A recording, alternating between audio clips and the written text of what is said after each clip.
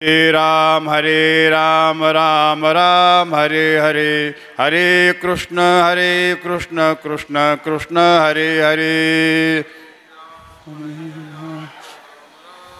सर्वांनी आतमध्ये येऊन बसायचंय, प्रवचनाचा कार्यक्रम ऐकण्यासारखा आहे।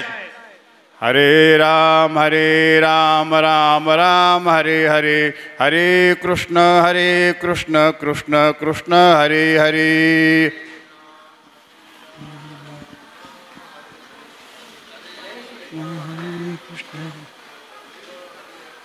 हरे राम राम राम हरे हरे, हरे कृष्ण कृष्ण कृष्ण हरे हरे। हलान हात ज्ञानेश्वरी हात मला घ्या। हरे कृष्ण हरे हरे, हरे राम राम राम हरे हरे, हरे कृष्ण कृष्ण कृष्ण हरे हरे,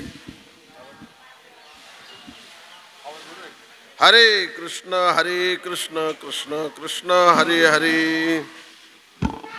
अंतकालेचे मामेव स्मरण मुक्त्वा कलेवरम यप्रयाति समद्भावम याति नास्त्यत्र संशयः। प्रस्तुत प्राप्त प्रसंगी प्रवचन रूपी सेवेसाठी घेतलेला श्लोक गीतेच्या 8व्या अध्यायातील 5व्या क्रमांकाचा असा आहे। भगवान परमात्मा या श्लोकामध्ये म्हणतात, अंतकालाच्या वेळेला जो कोणी माझं नामस्मरण घेऊन शरीर सोडील तो माझ्या स्वरूपाशी पात्र होईल, प्राप्त होईल, याबद्दल कसल्याही प्रकारचा संशय नसणार आहे। याती नात्यत्र संशय हा। प्रवचनाला प्रारंभ करण्यापूर्वी अल्पसा परिहार द्यायचा तो असा, गुरुवर्य सुदामबाबांच्या पदस्पर्शाने पावन झालेल्या या नळवाडी गावामध्ये अर्थात पाताळेश्वर गंगाश्रम या ठिकाणी पाताळेश्वर भगवंताच्या त्याचप्रमाणे नलराजांच्या आशीर्वादाने बाबांच्या या कर्मभूमीमध्ये आज प्रवचनाची सेवा माझ्याकडे आलेली आहे। आणि प्रवचन करत असताना अतिशय दुःख होते। त्याचं कारण असं आहे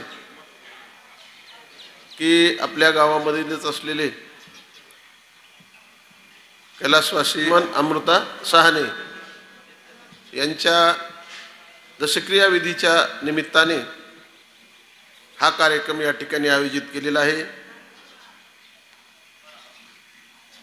त्यांचे चिरंजीव अशोकराव चिमनराव सहाने, त्याचप्रमाणे राजेंद्र चिमनरावजी सहाने, संतोषजी चिमनराव सहाने, मुलगी वत्सलाबाई दशरथराव घुले, त्याचप्रमाणे नंदाबाई रावसाहेब यादव, त्याच्यानंतर नातू त्यांचे अभिषेक, तेजस, तुषार, त्यांच्या नाती अश्विनी, सविता, अर्चना, मनीषा वगैरे सहाने परिवाराच्या माध्यमातून ही सेवा माझ्याकडे आलेली आहे। आपण जर विचार केला, या जगामध्ये 3 गोष्टी दुर्लभ सांगितलेल्या आहेत। दुर्लभम त्रयमेवैतत् देवानुग्रहेतुकम मनुष्यत्व मुमुक्षुत्व महापुरुष संश्रयः। नरदेह प्राप्त होणं अतिशय अवघड आहे। जीवनामध्ये आपल्या नरदेह प्राप्त झाला ही एक आश्चर्याची गोष्ट आहे। कशा पद्धतीने तर न्याय सांगितलेले आहेत। ओसाला कुटिकन न्याय आहे, कागताली न्याय आहे। काग म्हणजे कावळा आणि टाळी म्हणजे टाळी वाजवणे। कारण आंधळ्याच्या टाळीमध्ये कावळा सापडणं हे जसं अशक्य आहे, तसं या कलियुगामध्ये आपल्याला नरदेह प्राप्त होणं अशक्य आहे। दुर्लभो मानुष्यो देहो देहिनाम क्षणभंगुरा तत्रापि दुर्लभम मन्ये वैकुंठ प्रियदर्शनम. नरदेह मिळाला, आंधळ्याच्या टाळीमध्ये कावळा सापडावा तसा. अगोदरच तुम्हाला सांगतो, आंधळा मनुष्य आणि तो टाळी वाजवायला लागला आणि अचानक टाळी वाजवत असताना त्याच्या हातामध्ये कावळा सापडला. आजच्या दशक्रिय विधीच्या वेळेला कावळ्याला अनन्य साधारण महत्त्व सांगितलेलं आहे. कारण दशक्रिया करत असताना कावळ्याने जर पिंड शिवला तरच आपल्या जीवनामध्ये आपल्याला सुख समाधान आनंद प्राप्त होतो. खरं तर कावळा हा उपेक्षित पक्षी आहे असं वर्णन केले. कौवा किसका धन हरे कोकिल किसको देत, मिठी बाते बोलकर जग अपना करण लेत. कावळा काय कुणाचं धन चोरून नेत नाही आणि कोकिळ काय कुणाला देत नाही. पण कावळा ओरडल्याबरोबर आपल्याला वाईट वाटतं आणि कोकिळा जर ओरडली तर आपल्याला गाणं ऐकावं वाटतं. असा फरक आहे. काक कृष्ण पिक कृष्ण को भेद पिक काकयो हो, वसंत समये प्राप्ते काक काक पिक पिकहा. कावळा आणि कोकिळ दिसायला सारखे जरी असले तर वसंत ऋतूचं आगमन जर झालं तर तो कावळा असतो आणि कोकिळ तो कोकिळ असतो. आजच्या दिवशी कावळ्याला फार मोठं प्राधान्य सांगितलेलं आहे. कावळा जो आहे तर तो इतराच्या दृष्टीने जरी आपण त्याला कमी लिखत असलो तरी पण विद्यार्थ्याची 5 लक्षणं सांगत असताना कावळ्याला पहिला नंबर दिलेला आहे. काक कृष्ण पिक कृष्ण, कावळ्याचा विचार जर केला, विद्यार्थ्याची 5 लक्षणं असताना कावळ्याला देखील प्राधान्य दिलेले. त्याचं कारण असं आहे की 5 लक्षणं सांगत असताना कावळ्यासारखी दृष्टी असली पाहिजे, त्याचप्रमाणे बगळ्यासारखं ध्यान असलं पाहिजे, कुत्र्यासारखी झोप असली पाहिजे, अल्प आहार असला पाहिजे आणि घराचा त्याग असला पाहिजे, तर विद्यार्थी घडतो. काकचेष्टा बकध्यानम श्वान निद्रा तथैवच अल्पहार ग्रह त्यागो विद्यार्थी पंचलक्षणम. विद्यार्थ्याची 5 लक्षणं सांगितलेली आहेत. त्याच्यापैकी कावळ्यासारखी दृष्टी असली पाहिजे. मग हुशार तो पक्षी असणारा कावळा आंधळ्याच्या टाळीमध्ये जसा सापडणं अशक्य आहे, तसा हा नरदेह आपल्याला जीवनामध्ये प्राप्त होणं कसं आहे, अवघड आहे. विनोदाने सांगितलं जातं, कावळा इतका हुशार आहे, इतका हुशार आहे, तर तो कावळा जो असतो तो सहजासहजी कुणाच्या हाताला येत नाही. म्हणून विनोदाने सांगितलं जातं की हुशार पक्षामध्ये हुशार जर कोण असेल तर तो कावळा आहे. पक्षात हुशार कावळा. प्राण्यामध्ये हुशार जर कोण असेल तर तो म्हणजे माहिती आहे सगळ्यांना, कोल्हा. पक्षात कावळा, प्राण्यात कोल्हा. आणि आणखी एक काहीतरी राहिले सांगायचं माझ्याकडून, माणसाचं नाही सांगायचं मला, तुमचं तुम्ही बघून घ्या कोण आहे ते. कारण आता आलेले असतील ते नसलेला उगत ताण घेणं नाही. फक्त हुशार आहे एवढं मला सांगायचं आहे. आणि तो आंधळ्या माणसाच्या टाळीत सापडणं अवघड आहे, पण तो सापडला. तसा न प्राप्त होणारा नरदेह पण आपल्या जीवनामध्ये आपल्याला मिळाला. नरदेह मिळावा आणि मिळून तो कळावा. गुरुनाम गुरु बंकटस्वामी महाराज म्हणायचे, एकाला हिरा सापडला, पण मेंढ्या चारणाऱ्या मनुष्याला तो हिरा सापडला. त्या हिऱ्याची किंमत कळाली नाही म्हणून त्यांनी त्याला छिद्र पाडलं आणि आपल्या आवडत्या मेंढीच्या गळ्यामध्ये तो बांधला. म्हणजे हिरा मिळाला पण कळाला नाही. तसं नरदेह आपल्या जीवनामध्ये मिळाला, पण जर आपण दारू पिऊन पडत असतो, खोटं बोलत असतो, लोकांना भांडणं करत असतो, तर नरदेह आपल्याला मिळाला. परमार्थात जर आपण आलो नाही तर नरदेह मिळाला पण तो आपल्याला कळालेला नाही. हा नरदेह जीवनामध्ये प्राप्त झाल्यानंतर भजन भक्ती केली, परमार्थ जर केला तर तो नरदेह मिळाला आणि मिळून पुन्हा तो आपल्या जीवनामध्ये काय झाला, आपल्याला कळाला, असं वर्णन केलेलं आहे. बरं, नरदेहाची किंमत जी आहे ती आपल्याला कळत नाही. आवटा हात का मानव देह अल्लाने तुझं दिया, खाया पिया सुखसे सोया नाहक जमाना खोया. ज्या माणसाच्या जीवनामध्ये एखादा अवयव जर कमी झाला तर त्याला त्या अवयवाची किंमत ओळखा. एखाद्याचा पाय जर तुटला तर डॉक्टरला किती पैसे भरावे लागतात पाय बसवायला याचा विचार तुम्ही करा. मग दिले इंद्रिय हातपाय कान डोळे मुख बोला या वचन जेने तू जोडशी नारायण नाशे जीवपण भवरो. सुंदर असा नरदेह जीवनामध्ये प्राप्त करून दिला. नरदेह मिळाला आणि मिळून त्याची किंमत कळाली पाहिजे.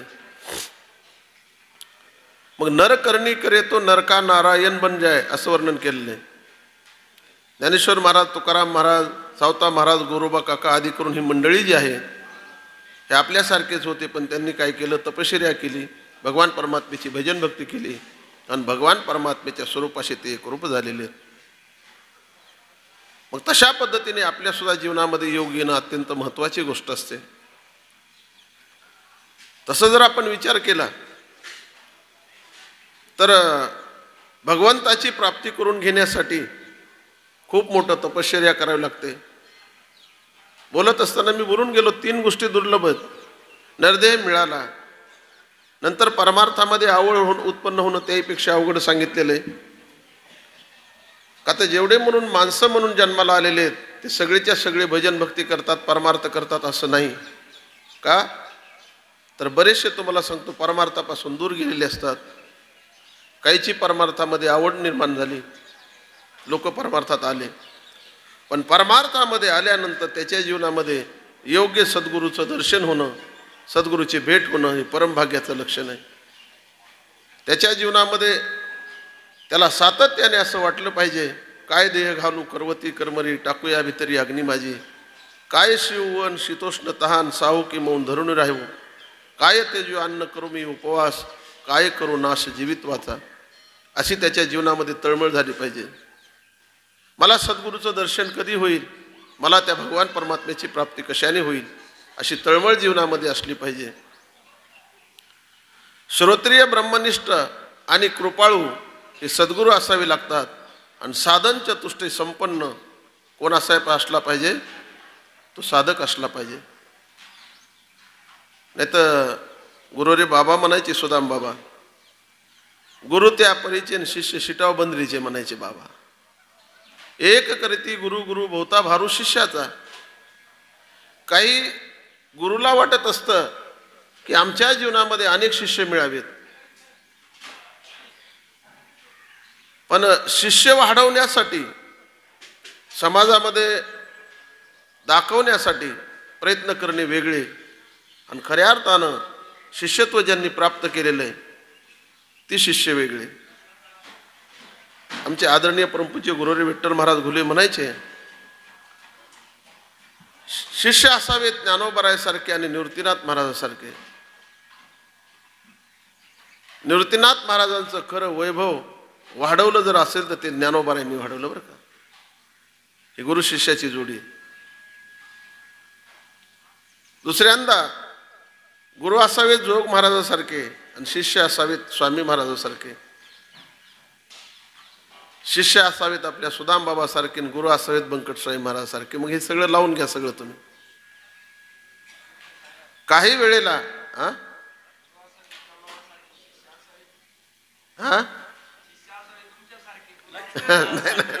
नाही आपण त्यांच्या मनाने काहीच नाही. नाहीतर मग कोरोनाचं वातावरण चालू आहे, गुरुजी आश्रमामध्ये बसलेले आहेत, पण त्यांच्याजवळ एक शिष्य आहेत. स्वामी महाराज उदाहरण सांगायचे, प्रत्येक जण आपल्या आपल्या घरामध्ये बसलेला आहे, पेढे खाण्याची इच्छा झालेली आहे. गुरुजींनी सांगितलं पेढे घेऊन या, शिष्याला सांगितलं. आता पेढे इथं चासला मिळतात का थेट आपल्याला नांदूर शिंगोट्याला जावं लागत होतं कुणास ठाऊक. पायी नांदूर शिंगोट्याला गेले शिष्य. गेल्याबरोबर त्यांनी पेढे घेतले, 3 पेढे मिळाले, 5 रुपयाचे मोठे मोठे पेढे होते. तिथं दुकानदाराकडून विकत पेढे घेतल्याबरोबर कसा पेढा लागतोय म्हणून तिथं एक खाऊन टाकला शिष्याने तो पेढा. रस्त्याने चालायला लागला. तो म्हणला कुणीच नाही, मी एक आहे, माझे गुरुजी आहेत. गुरुजीचा स्वभाव असा आहे की मला पेढा दिल्याशिवाय ते खाणार नाहीत. मग म्हणला गुरुजींनी देऊन खाल्ला काय आणि रस्त्याने खाल्ला काय, काय फरक पडतोय. चाच्या पुढं निघलं ते खैरनार बाबाच्या घरापाशी आला की लगेच दुसरा पेढा खाल्ला त्याने. एक तिथं घेतल्या खाल्ला, दुसरा रस्त्याने खाल्ला. गुरुजीच्या समोर असे पेढे दाखवले. गुरुजींनी विचारलं किती पेढे आले होते? म्हणजे 3 आले होते. म्हणले मग इथं एकच कस काय? त्याने सांगितलं की विकत घेतल्यानंतर खराब लागतो का चांगला लागतो म्हणून एक खाल्ला. तुम्ही आणि आम्ही दोघंच आहेत, तुम्ही मला दिल्याशिवाय खाणार नाहीत म्हणून रस्त्यात खाल्ला. गुरुजी म्हणले कसा खाल्ला? ते बी उचलला आणि खाऊन टाकला, असा खाल्ला म्हणले. आता मला सांगा, असे जर शिष्य असतील तर अडचण निर्माण होत असतात ना. तरी तनुमनु जीवे चरणाशी लागावे, अगरवता करावे दास्य सकळ. कायने वाचेने मनाने सद्गुरूची सेवा केली पाहिजे. आणि सद्गुरूची सेवा केली तर आपल्या जीवनामध्ये उद्धार होत असतो. गुरु शब्दाचा अर्थच असा आहे, गु शब्द स्तोंदकार हा, ऋ शब्द तसे निरोधक हा. अज्ञानाकडून ज्ञानाकडे जे घेऊन जातात त्यांना गुरु असं म्हटलेलं आहे. किंवा अंधाराकडून प्रकाशाकडे घेऊन जे जाणारे असतात त्यांना गुरु म्हटलेलं आहे. आणि मग अशा पद्धतीने गुरु आणि शिष्याचं ते नातं असलं पाहिजे. आणि असे जर शिष्य भेटले, साधन चतुष्टय संपन्न शिष्य भेटले आणि श्रोत्रिय ब्रह्मनिष्ठ कृपाळू जर गुरु भेटले तर त्या शिष्याचा उद्धार व्हायला वेळ लागत नाही किंवा त्या साधकाचा उद्धार व्हायला वेळ लागत नाही. नाही तर गुरुरी बाबा पुन्हा एक उदाहरण सांगायचे. एक जणांनी अशा जटा बांधल्या डोक्याला. जटा तयार झालेल्या नव्हत्या त्याच्या, त्यांनी कृत्रिम बसवलेल्या होत्या. आणि इतक्या जटा डोक्यावरती घेतल्या आणि शिष्य बरोबर एक ठेवला. कुठल्याही गावामध्ये गेल्यानंतर लोकांनी विचारायचं, त्या शिष्याच्या हातात जटा दिलेल्या, म्हणजे डोक्यावर तर मावत नव्हत्या, उरलेल्या हातात द्यायच्या. लोक म्हणायचे बाबाजी आपली उमर क्या है? तर त्यांनी सांगायचं रामाच्या लग्नामध्ये तूप वाढायला मी होतो म्हणले. बघा मग माझं आयुष्य किती असेल. रामजी के ब्याह में हम घी परिस्थिती थे, म्हणजे तूप वाढायला मी होतो. वय पाहिलं तर छोटंसं दिसायचं, जटा पाहिलं तर मोठ्या दिसायच्या. काही ज्ञानी समाजामध्ये लोक असतात. आमच्यासारख्यांनी लोकांची फसवणूक करू नये. आणि आमच्यासारख्यांनी जर लोकांची फसवणूक केली तर तुम्हाला सांगतो आमच्यासारख्याची अवस्था सुद्धा बिकट होतात, हे मात्र सांगायला विसरता कामा नये. त्याच्यामध्ये एक ज्ञानी होता. कारण शेराला 1.25 शेर कुणीतरी भेटत असतो. एका माणसाने विचारलं का हो, म्हणले तुमचं वय काय? ते म्हणले रामाच्या लग्नामध्ये तूप वाढायला मी होतो. ते म्हणले तुम्हीच होते का तूप वाढायला? म्हणले हो. म्हणले मी त्या पंक्तीला जेवायला होतो. म्हणले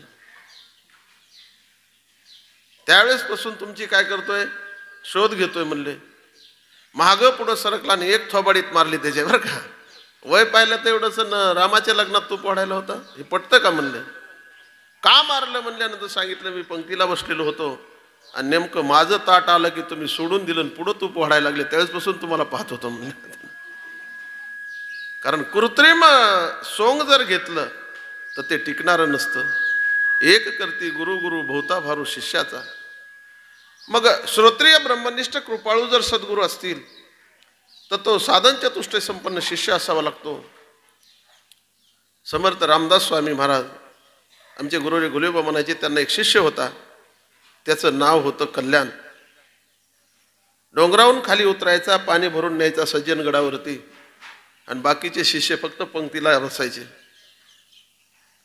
गुरुजी गुलेबा म्हणायचे कल्याणाने कायावाच्या मनाने सेवा केली म्हणूनच त्या कल्याणाचं कल्याण झालं म्हणायचे. बरं का, जेथ ज्ञानाचा कुरुटा तेथ सेवा हा दारवंटा. ज्ञान प्राप्त करून गेल्यानंतर सेवा करावी लागत असते. बरं का, आणि सेवा जर आपल्या जीवनामध्ये नाही घडली, मग आता एखाद्या सुनबाईला लवकर ताब्यामध्ये जर संसार प्रपंच मिळावा असं वाटत असेल तर सासूची मनधरणी केली पाहिजे. आणि सासूनी सुद्धा ताबडतोब काय केलं पाहिजे, चाव्या दिल्या पाहिजेत. सासू चाव्या देती पण कधी देती, अनुभव घेती. गुरुजी सुदाम बाबा म्हणायचे एखादी बाई जर दूध मागायला आली, सुनबाई घरामध्ये बसलेल्या आहेत, सासूबाईंनी दारातूनच सांगितलं, सुनबाई म्हणले तांब्या भरून दूध द्या. तांब्या भरून दिल्यानंतर तिने अर्धाच दिला बरं का. पुन्हा सासू म्हणती तांब्या भरून द्या. पुन्हा गळवटच दिला. पुन्हा म्हणती भरून द्या. भरून दूध देत नाही.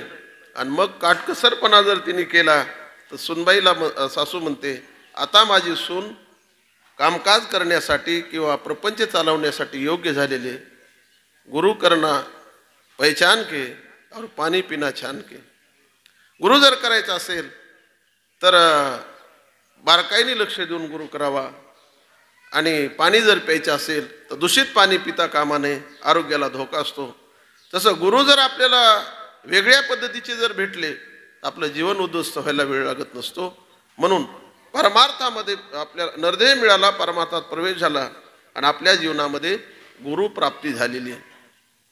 मग गुरुप्राप्ती झाल्यानंतर भगवान परमात्म्याकडे नेण्यासाठी सद्गुरू हे काय असतात, मधले वकील असतात. हा जीव आरोपी आहे. भगवान परमात्मा न्यायाधीश आहेत आणि संत महात्मे ही वकिलाची भूमिका करत असतात. आपल्याला ज्यावेळेला एखादा गुन्हा जर आपल्याकडून झाला तर न्याय देण्याचं काम जर कोण करत असेल ते वकील करत असतात. रावणाने ज्यावेळेला बिभीषणाला लात मारली त्यावेळेला बिभीषण रामप्रभूकडे गेला, मला सैन्यात घ्या. सगळ्याला विचारलं घ्यायचं का सैन्यामध्ये. त्यांच्याकडे दोन मंडळ होते, एक कार्यकारी मंडळ होतं आणि दुसरं नियामक मंडळ होतं. नियामक मंडळामध्ये सगळे ऋषीमुनी होते आणि कार्यकारी मंडळामध्ये सगळे तरुण जण होते. नळनीळ जामवंत अंगद सगळे रजीची ऋषमुख केशरी गवाक्ष राम लक्ष्मण वगैरे सगळे कार्यकारी मंडळामध्ये. मतदान घ्यायचं ठरलं, बिभीषणाला घ्यायचं का नाही. बाकीचे सगळे म्हणले जरी गंध लावलेला असला तरी रावणाचा सक्का भाऊ आहे. का त्याचं कारण असं आहे की ज्या गावच्या बाबळी त्या गावच्या बोरी आपल्याकडे येईल आणि पुन्हा काय होईल, त्रास होईल. हनुमंतराय बाजूला बसलेले होते असे दगडावरती. रामप्रभूने सांगितलं, हनुमंता निर्णय क्षमता या ठिकाणी घ्यायची, निर्णय घ्यायचा आहे, तुमचं म्हणणं काय आहे. हनुमंतरायांनी सांगितलं, हे काय लंकेत गेलेले नाहीत म्हणजे इथं बसल्या बसल्या गप्पा हाणतात म्हणले. मी लंकेत गेलेलो आहे. देवा खरा तुमचा भक्त जर कोण असेल तर तो म्हणजे बिभीषण आहे. माझं असं मत आहे की तुम्ही त्यांना सैन्यात घ्यावं. धरिती ज्या हाती संत कृपावंत, पाळी पंढरीनाथ लळा त्यांचा. हनुमंतरायच्या एका मताला प्राधान्य दिलं आणि सैन्यामध्ये घेतलं. बिभीषण हे जीव आहेत, हनुमंतराय हे संत आहेत. बिभीषण रूपी जीवाला हनुमंतराय रूपी संतांनी हाताला धरलं. त्याचा परिणाम भगवान परमात्म्याने त्यांना जवळ केलेलं आहे. तसं आपला ज्यावेळेला उद्धार व्हायचा आहे या जीवाचा, त्यावेळेला संत महात्मे ज्यावेळेला आपल्याला हाताला धरतील, भगवान परमात्म्यापर्यंत घेऊन जातात, त्यावेळेला आपल्या जीवनामध्ये उद्धार व्हायला वेळ लागत नाही. इथं श्लोकामध्ये सांगितलेलं आहे. आणि आपल्याला ज्यावेळेला अंतकाल आपला जवळ येईल त्यावेळेला साधू संतांनी शिकवून घालून दिलेली आहे, देवाचं नामस्मरण करा, दानधर्म करा, चांगल्या पद्धतीने वागा, असं मार्गदर्शन झालेलं असतं.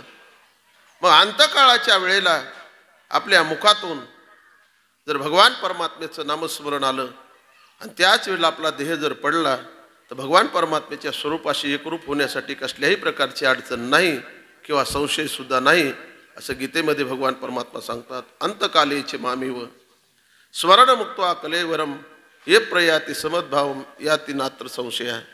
इथं संशय असण्याचं काही कारण नाही. गुरुजी सुदाम बाबांच्या बाबतीमध्ये बघा, रामजन्म साजरा करायचा आहे. बाबा दवाखान्यात आजारी होते. आम्हाला सांगितलं, म्हणले दवाखान्यातून आम्हाला घेऊन जा म्हणले. कुठं? रामजन्माला. दवाखान्यातून आणल्यानंतर स्नान वगैरे घातलं, गंध वगैरे लावला. आपल्याला सुरेश पाटील सगळ्याला माहित आहेत बरं का. त्यांचे तिथं आल्याबरोबर थोडं म्हणजे फराळाचं वगैरे केलं आणि बरोबर 10 वाजायला सुरुवात 10 वाजत आल्या. मला सांगितलं, म्हणले 10 वाजत आलेले आहेत, कीर्तनाला सुरुवात करा. कीर्तनाला सुरुवात करा म्हणलो. कीर्तनाला उभा राहिलो. बाबा समोर येऊन बसलेले आहेत. गावातली प्रतिष्ठित मंडळी वगैरे होती सगळी कार्यक्रमाला. आणि बरोबर 12 वाजल्याबरोबर त्यांनी असं पाहिलं आणि म्हणले, उरक म्हणले 12 वाजल्या, ते आता फुलं टाक. फुलं टाका म्हणल्याबरोबर प्रभू रामचंद्रांच्या जन्म उत्सवासाठी फुलं टाकले आणि फुलं टाकल्याबरोबर रामप्रभूचं भजन घेतलं.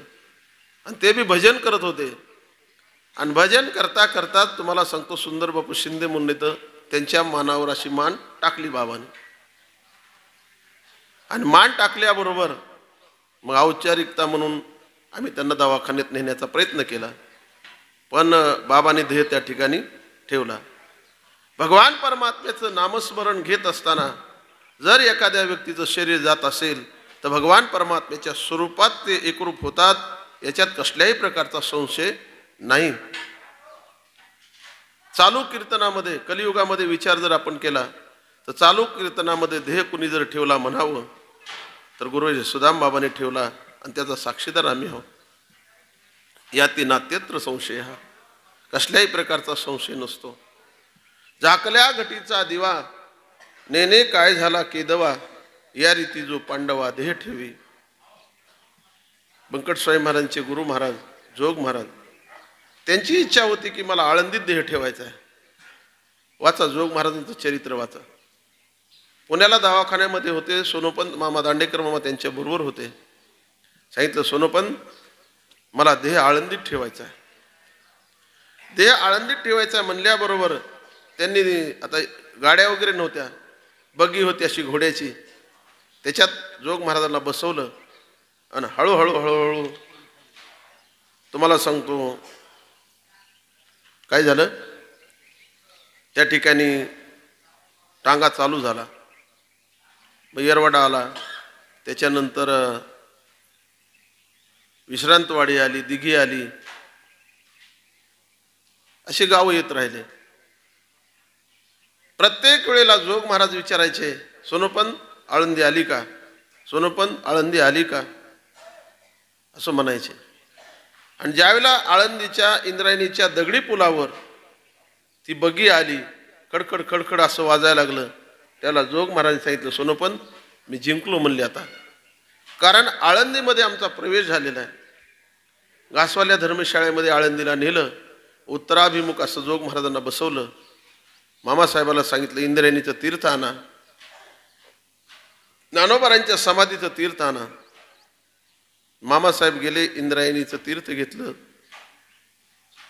ज्ञानेश्वर महाराजांच्या समाधीचं तीर्थ घेतलं आणि जोग महाराजांच्या मुखामध्ये असं टाकल्याबरोबर जोग महाराजांनी जागेवर देह ठेवलेला आहे. माऊलीची ओवी ना, झाकल्या घटीचा दिवा नेने काय झाला केदवा, या रीती जो पांडवा देह ठेवी. ही परंपरा आपली चालत आलेली. मनुष्याला जन्म म्हटल्याबरोबर त्याला एकदा मरावं लागणार आहे. मनुष्य किती दिवस जगला याला अजिबात किंमत नाही, जगून काय केलेलं आहे याला फार मोठी किंमत आहे.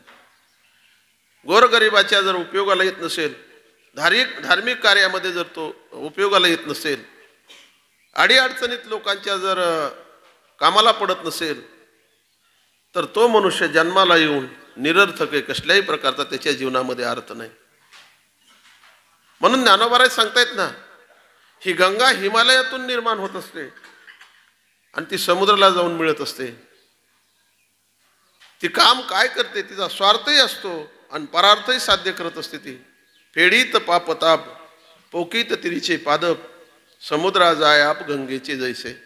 हिमालयातून निघलेली गंगा काय करते, रस्त्याला झाड असतात ना असे कुठं काठावर मोठमोठे झाड आहेत गंगेच्या, त्याला पाणी देत असते.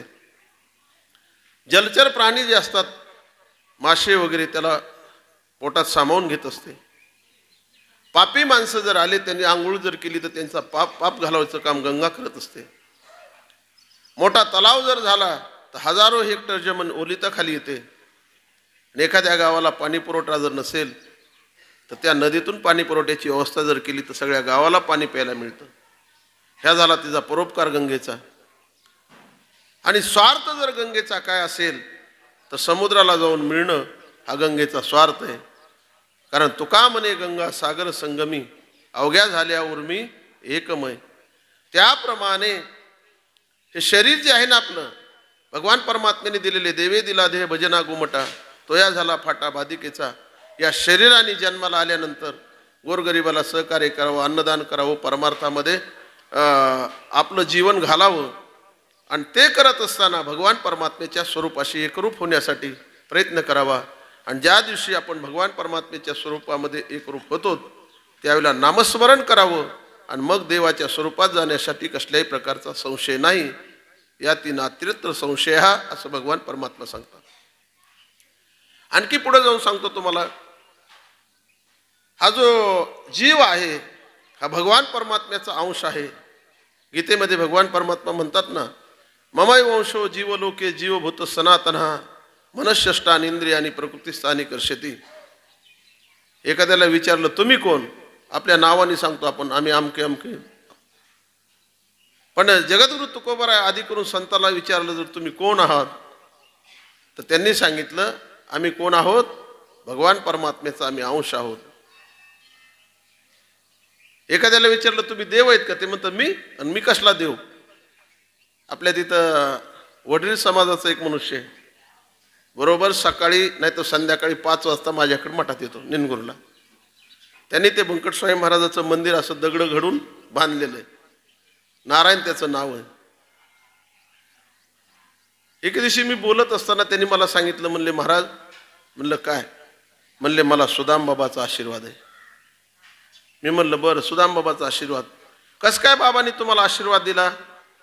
ते म्हणले मी दररोज दगड घडायचो, पण दगड घडत असताना मला दारू पिल्याशिवाय जमत नव्हतं म्हणले. बरं का, दारू प्यायचं म्हणले मी, गांजा वडायचो, दारू प्यायचा. आणि त्या कारागीर लोकांना त्या सवय असतात बरं का. बाबाला बी शिव्या द्यायचो म्हणजे कधी कधी. मग म्हणलं तुम्ही बाबाला शिव्या देत होते, दगड घडीत होते, दारू पित होते, खोटं बोलत होते, मग तुम्हाला बाबाने आशीर्वाद कसा काय दिला. ते म्हणले मी स्वामीचं मंदिर बांधलं म्हणून बाबा म्हणले तुझं बहुत कल्याण होईल म्हणले. बरं का, तुझं चांगलं कल्याण होईल. आणि त्याचा परिणाम काय झाला माहिती आहे का, दोन्ही मुलं त्यांची मिलिटरीमध्ये गेले. एकाला 1.5 लाख रुपये पगार आहे आणि एकाला 1 लाख रुपये पगार आहे. मी म्हणलं मग एवढा पैसा मिळाला तुम्ही काय करता. ते म्हणलं मी निवांत बाबाच्या आशीर्वादाने खुशाल खात बसतो म्हणलं, आता गावात काही मला अडचण नाही, माझं कल्याण झालं. कोण म्हणतंय बरं. पुन्हा तुम्हाला सांगतो, त्यांनी बाबाच्या म्हणण्यानुसार दारू सोडली. त्याच्यानंतर मठामध्ये सारखं येणं जाणं त्याचं चालू झालं. म्हणजे उपेक्षित एक घटक, पण बाबांच्या आशीर्वादाने त्याचं कल्याण झालं. जसं नळवाडीकरांना बाबा ज्यावेळी निनगुरला चालले, जात असताना आशीर्वाद दिलेला आहे नळवाडीकरांना, तुमचे बाळ्याचे बाळासाहेब होतील, मोटरसायकली वगैरे गाड्या येतील, हे का नाही, आणि तुमचं फार चांगलं आणि कल्याण होईल. त्यावेळेला म्हणले पाणी आलं इथं, तलाव झाला. आणि आज एकाला सुद्धा तुम्हाला सांगतो आळंदी पंढरपूरला वारीला यायला सवड राहिली नाही. का, त्याचं कारण नाही. सुबत्ता जीवनामध्ये जर आली तर माणसं परमार्थापासून वंचित होत असतात. पण आपल्याला ध्यानात ठेवणं गरजेचं आहे की आपला अंतिम ध्येय जर काय असेल तर भगवान परमात्म्याची प्राप्ती हे आपला अंतिम ध्येय आहे. मी बोलत होतो हे आत्मा जो आहे तो परमात्म्याचा अंश आहे. गुरुवारी रामहरी बाबा एक उदाहरण सांगायचे. ते म्हणायचे मीठ जे आहे, मिठाचं मूळ स्वरूप जर काय असेल तर मिठाचं मूळ स्वरूप आहे पाणी, हे का नाही, समुद्राचं पाणी. मीठ तयार कसं होतं, भरती येते सागराला, समुद्राला भरती येते, आणि भरती आल्यानंतर अशी वाफे वगैरे तयार केलेले असते खाडीमध्ये. मग भरती आल्यानंतर ते पाणी काय होतं, वाफ्यात जाऊन बसतं, आणि ओहोटी आल्यानंतर ते पाणी जागेवर जिरून जातं ना, त्याचं मीठ तयार होतं. तुम्ही कधी मुंबईला जर गेलात आणि ते मीठ तयार झालेलं जर पाहिलं तर असं असतं जसं काय चिखलच पडलेला आहे. आपण ते मीठ सुद्धा खाणार नाहीत. पण पुन्हा फॅक्टरीमध्ये वगैरे जाऊन ती प्रक्रिया करून आपल्या गाडग्या मडक्यामध्ये येतं. त्या मिठाचं स्वरूप पाणी आहे, समुद्राचं पाणी किंवा समुद्र आहे. ज्ञानेश्वर महाराज सुद्धा सांगतात जगामध्ये किती जरी पाऊस झाला का ते पाणी जे आहे इंचभर पातळी वाढत नाही. किती पाणी येऊ द्या जगातून, फक्त त्याला भरती येते. कधी येते, पौर्णिमेचा चंद्र जर पाहिला, देखोनी आपला कुमरू उचंबळे जैसा सागरू. हे चंद्र जो आहे ना तो समुद्रातून निघलेला आहे, समुद्राचा मुलगा आहे. देखोनी आपला कुमरू ज्ञानोबाराय वर्णन करतात, उचंबळे जैसा सागरू. सागराला अशी भरती येते. आपलं पोरग जर मुंबईहून इथं आलं आणि आपण बघितलं की आपल्याला आनंद होतो का नाही, आलं पोरग म्हणून. तसं ते समुद्राला होतं. पूर्ण चंद्र पाहिल्याबरोबर त्याला भरती येते आणि भरती आल्यानंतर हे पाणी इकडे जाऊन बसतं वाफ्यामध्ये. मग भगवान परमात्म्याचं स्वरूप देखील तशा पद्धतीने अथांग सागर हे भगवान परमात्म्याचं स्वरूप आहे. मग आपण तो त्याच्यापासून वेगळं झालो, समुद्रापासून मीठ वेगळं झालं की मग गाडग्या मडक्यामध्ये येतं. एखाद्या व्यक्तीला जर ठेचा आवडत असेल तर मिरच्या घ्यायच्या, पाट्यावर ठेवायच्या आणि त्याच्यामध्ये मीठ टाकायचं आणि काय करायचं, वाटून घ्यायचं. गुरुरी रामहरी बाबा म्हणायचे, मीठ कुठं आलं, नळवाडीमध्ये आलं आणि पाट्यावर ठेवलं आणि मिरच्या घेतल्या आणि त्याच्यावर ठेवल्या, त्या मिरचीला वाचा फुटली म्हणायचे. मिरच्याने विचारलं, दादा तू कुठला आहे? त्यांनी सांगितलं, मी मुंबईचा आहे.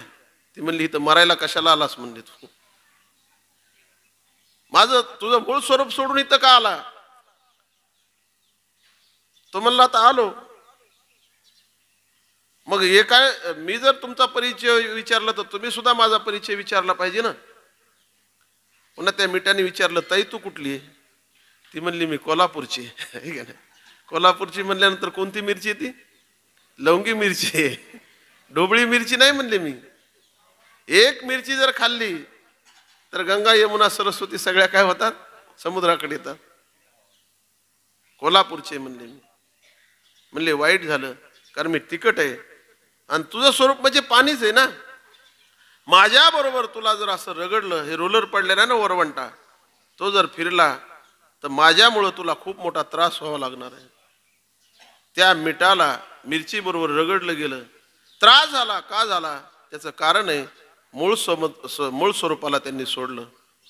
तसं तुम्हाला आम्हाला का त्रास भोगावा लागतो? आपण ब्रह्माचे अंश आहेत ना, पण आपल्याला का त्रास भोगावा लागतो? त्याचं कारण आहे, आपण ब्रह्मस्वरूपाला सोडलं आणि या पंचतत्वाच्या शरीराशी तादात्म्य केले. पृथ्वी, आप, तेज, वायू आणि आकाश या पंचतत्वाच्या शरीराशी तादात्म्य केलं, म्हणून आपल्या जीवनामध्ये आपल्याला दुःख भोगायची पाळी आलेली. आणि मग प्रपंचामध्ये किंवा परमार्थामध्ये आपल्याला जर दुःख भोगायचं कारण काय जर पडलं असेल तर आपण आपल्या मूळ स्वरूपाला सोडलेलं आहे. मग मूळ स्वरूपामध्ये पुन्हा प्रवेश जर करायचा असेल, त्या मिठाला मिरची बरोबर जर त्रास करून घ्यायचा नसेल तर त्यांनी समुद्राला जावं. पुन्हा समुद्राला ते मीठ गेलं की पुन्हा अडचण पडणार नाही. तसं या जीवाला पंचतत्वाच्या शरीराशी तादात्म्य सोडून ब्रह्मस्वरूपाला जावं लागेल. त्याच वेळेला तुम्हाला सांगतो, त्यांना समाधान प्राप्त झाल्याशिवाय राहणार नाही.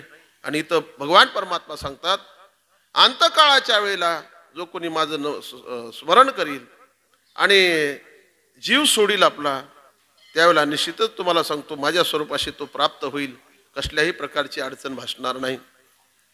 या ती नात्यत्र संशय, हा संशय घ्यायचं कारण नाही. पण आपल्या जीवनामध्ये आपण सत्ता, संपत्ती, वैभव आणि तरुणपणा असतो आपला. तारुण्याच्या मध्ये नमाने कोणाशी, सदा मुसमुशी डोळे जैसा, आटोने वेटोने बांधिला मुंडासा, फिरतसे पैसा जगा माझे. तरुणपणा जर असेल तर आपण देवाकडे जाऊ शकत नाही. सत्ता जीवनामध्ये असती, संपत्ती असती, पण सत्ता संपत्ती जी आहे ती कायमस्वरूपी टिकणारी नाही. दुपारच्या सावलीप्रमाणे ती सावली जशी जाणारी आहे तसं सत्ता जाणारी आहे, संपत्ती जाणारी आहे, शरीर सुद्धा आपलं जाणार आहे. पण आपल्याला त्याचा काय नसतो, भरवसा नसतो आणि आपण कुणाला मानत नाही. तुम्ही आपण म्हणतो जो चाले मोठा धंदा तो बहीण म्हणे दादा. दादा दादा कधी? जोपर्यंत दादाचा धंदा चांगला आहे तोपर्यंत बहीण दादा म्हणती. इकडच्या बहिणी सोडून बोलतोय मी, तिकडच्या आमच्या निनगुरच्या.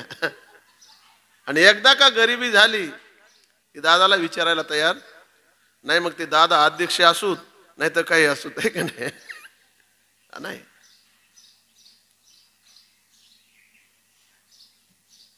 वर्णन केलेलं आहे. धनानी भूमो पशवश्च गोष्टे भार्या ग्रहद्वार जनस्मशाने देहश्चितायाम परलोक मार्गे कर्मानुगोग चिती जीव एकहा. अंतकाळाच्या वेळेला बघा तुम्ही, मिळवलेले धन आहे ना, हे जमिनीमध्ये राहतं. आमचे आदरणीय परमपूज्य गुरुजी मारुती बाबा कुरेकर बाबा आम्हाला म्हणायचे शिकवित असताना, धना आणि भूमो, आता जमिनीत पैसे कुणी ठेवत नाही, आता श्लोक बदलावा लागेल म्हणायचे. धना आणि बँको, पैसे बँकेमध्ये, गाई गुरं गोठ्यामध्ये, पत्नी उंबरट्यापर्यंत येत असते. देहग्रहाची कामिनी तिथं राहिली भुवनी, मितव जळतसे स्मशानी अग्निसवे कला. स्मशानभूमीमध्ये मित्रपरिवार स्मशानभूमीपर्यंत येत असतो. आणि मग तिथं आल्यानंतर वैराग्य निर्माण होतं बरं का. इकडं चिता वगैरे पेटलेली असते का, लोक बसलेले असतात, त्यावेळेला वैराग्य निर्माण होतं. गुरुनाम गुरु बंकट स्वामी महाराज 2-3 वैराग्य सांगायचे. एक आहे स्मशान वैराग्य, दुसरं आहे कर्पट वैराग्य, आणि तिसरं आहे प्रसूती वैराग्य. प्रसूती कालच्या वेदना ज्यावेळेला व्हायला लागतात ना, त्यावेळेला वैराग्य त्यांना जीवनामध्ये प्राप्त होतं, पण ते फार वेळ टिकणार नसतं. हे प्रसूती वैराग्य. बरं, कर्पट वैराग्य, आलोत भरपूर जेवण केलं, असे कर्पट ढेकरे यायला लागले, पुन्हा म्हणतात संध्याकाळी जेवायचं नाही. कधीपर्यंत? संध्याकाळ होईपर्यंत. पुन्हा लगेच म्हणतो आणा काहीतरी असलं तर लगेच. हे टिकणारं वैराग्य नाही, याला कर्पट वैराग्य म्हणायचं. आणि स्मशान वैराग्य, स्मशानामध्ये जोपर्यंत चितेला डाग दिलेला आहे ना, श्रद्धांजली वगैरे व्हायची त्यावेळेला लोक तंबाखू काढतात आणि म्हणतात काही खरं नाही, प्रपंच म्हणजे पाण्याचा बुडबुडा आणि जाणार आहे सगळे हे सगळे. तिथं स्मशानभूमीमध्ये वैराग्य निर्माण होतं त्यांना. वैराग्याचे 2 प्रकार आहेत, जिज्ञासा वैराग्य आणि दुसरं जिज्ञासा वैराग्य. कायमस्वरूपी टिकणारं वैराग्य नाही, त्याला जिज्ञासा वैराग्य म्हटलेलं आहे. आणि कायमस्वरूपी जे वैराग्य टिकत असतं त्याला जिज्ञासा वैराग्य असं म्हटलेलं आहे. आणि म्हणून जीवनामध्ये वैराग्य वैराग्य वैराग्य म्हणजे नेमकं काय, वैराग्याची व्याख्या तरी काय? मुंगीपासून ब्रह्मदेवापर्यंत अनुकूल असलेल्या भोगाच्या त्यागाला वैराग्य असं म्हटलेलं आहे. कारण वर्णच त्या ठिकाणी आलेले आहे. ब्रह्मादी सावरांतेषु वैराग्यम विशेषणू यथैव काकविष्टायाम वैराग्यम तद्दी निर्मलम, अशी त्याची व्याख्या आहे. सगळ्या गोष्टी अनुकूल आहेत आणि अनुकूल असताना त्याचा त्याग आहे, त्याला वैराग्य म्हणायचं. नाहीतर मग आम्ही सुपारी खात नाहीत. कधीपासून? म्हणले दात पडल्यापासून. वैराग्य नाही ते. दात असावेत, पैसा असावा, तरुणपणा असावा, आणि मग त्यांनी ते व्यसन करू नये, त्याला काय म्हणायचं? वैराग्य असं म्हटलेलं आहे. प्रत्येक जण माणसं म्हणत असतात आम्हाला जगामध्ये काही कमी नाही, आणि काही कमी नसताना आम्ही का त्या भगवान परमात्म्याची सेवा करायची, भगवान परमात्म्याचं नामस्मरण का करायचं? यांच्यासाठी एक छोटंसं उदाहरण सांगतो. एकुलता एक मुलगा होता, तो अतिशय धार्मिक होता. आणि चातुर्मासाला एक गुरुजी आलेले होते गुरुजीच्या सहवासात. आणि बाकी त्यांचं सगळं कुटुंब जे होतं तर खाणारं पिणारं होतं. वडील खाणारे होते, आई खाणारी होती, त्याची पत्नी खाणारी होती, एकटाच माळकरी होता बिचारा. आमच्या कुळी नव्हते आयशे आणि हेची पिशे जन्मले. लोक त्याला नाव ठेवायचे घरातलेच. पण तो जायचा, पाताळेश्वराचं दर्शन घ्यायचं, इथं बाबाचं दर्शन, नळराजाचं दर्शन घ्यायचा. आणि त्यात तुम्हाला सांगतो, साधू महाराज आले आश्रमात. 4 महिने राहिले, त्याला लळा लागला साधू महाराजाचा. ते योगी होते, त्यांनी त्याला योग साधना शिकवली अशी. आणि शिकवल्यानंतर त्याला समाधी योग साध्य करता आला, समाधी लावता यायची. आणि मग साधू महाराजाचा चातुर्मास संपला, साधू महाराज निघाले, त्यावेळेला तो सुद्धा म्हणायला लागला मला तुमच्या बरोबर यायचंय. पण घरच्यांनी सांगितलं तुम्हाला जाण्याचा अधिकार नाही, तुम्हाला जाऊ देणार नाही. मग त्यांनी सांगायला सुरुवात केली, साधू महाराज यांचं माझ्या घरच्याचं खूप मोठं प्रेम आहे माझ्यावर, आणि प्रेम असल्यामुळं मी मात्र आता तुमच्यावर येऊ शकत नाही. मग साधू महाराजांनी सांगितलं या जगात कोणी कुणाचं नाही, आणि तुला अनुभव घ्यायचा असला तर बघ म्हणले 2 दिवस मी राहणार आहे अजून. जा म्हणले घरी. घरी गेल्याबरोबर काय करायचं, झोपायचं, आणि पुन्हा काय करायचं, समाधी योग लावायचा. झोपल्या झोपला तो. 8 वाजल्या 9 वाजल्या तरी उठायला तयार नाही. शेवटी कुणीतरी म्हणलं हा गेला दिसतोय. गेला म्हणल्यानंतर भावकी उन्याची वाटी करी ना. बाहेर कळालं, बघितलं सुद्धा नाही की हा गेलाय का काय. लगेच नळवळ तासला गेले, तिकडं सरपण बिरपण आणलं, मडकं आणलं, ते सगळं तयारी लिहिलं. रडायला सुरुवात झाली. रडायला सुरुवात झाल्याबरोबर साधू महाराजच्या कानावर गेलं. साधू महाराज त्या ठिकाणी गेले. साधू महाराजांनी नाडी तपासली अशी. आता साधू महाराजांचं त्या दोघांचं नाटकच होतं ना, पण त्याला दाखवून द्यायचं होतं की कुणी कुणाचं नाही. नाडी परीक्षा केली अशी. गुरुनाम गुरु बंकट स्वामी महाराजांचे शिष्य होऊन गेले निनगुरच्या जवळ. तर माणिक बाबा म्हणून असे नाडी परीक्षक होते. आपल्याकडे फरशीवाले बाबा जसे आहेत का नाही, डोक्यावर फरशी ठेवली की कळतं तुम्हाला काय होते ते. तसं त्यांना कळायचं. कपडे जरी आणले तरी कपड्यावर कळायचं की काय आजार आहे ते. निजाम सरकारच्या काळामध्ये गुरुजी सुदाम बाबा गोष्ट सांगायचे. नाडी परीक्षक होता आणि निजामला वाटलं खरंच तो नाडी परीक्षक आहे का बघण्यासाठी त्यांनी काय केलं, म्हणले माझ्या मंडळीचं दुखायला लागलेलं आहे, आजारी त्या, तुम्ही या आणि नाडी परीक्षण करा. तो मनुष्य गेला. गेल्यानंतर त्यांनी तिकडे पलीकडे म्हैस उभी केली निजाम सरकारने आणि तिच्या पायाला दोरी बांधली आणि ती त्या नाडी परीक्षकाच्या हातात दिली. निजामने सांगितलं आमच्याकडे घोषा पद्धत आहे, आमच्याकडे महिला परपुरुषाच्या समोर येऊ शकत नाहीत, म्हणून आम्ही काय दोरी बांधलेली आणि ती दोरीने सांगा की खरंच काय झालं आमच्या बायकोला म्हणून.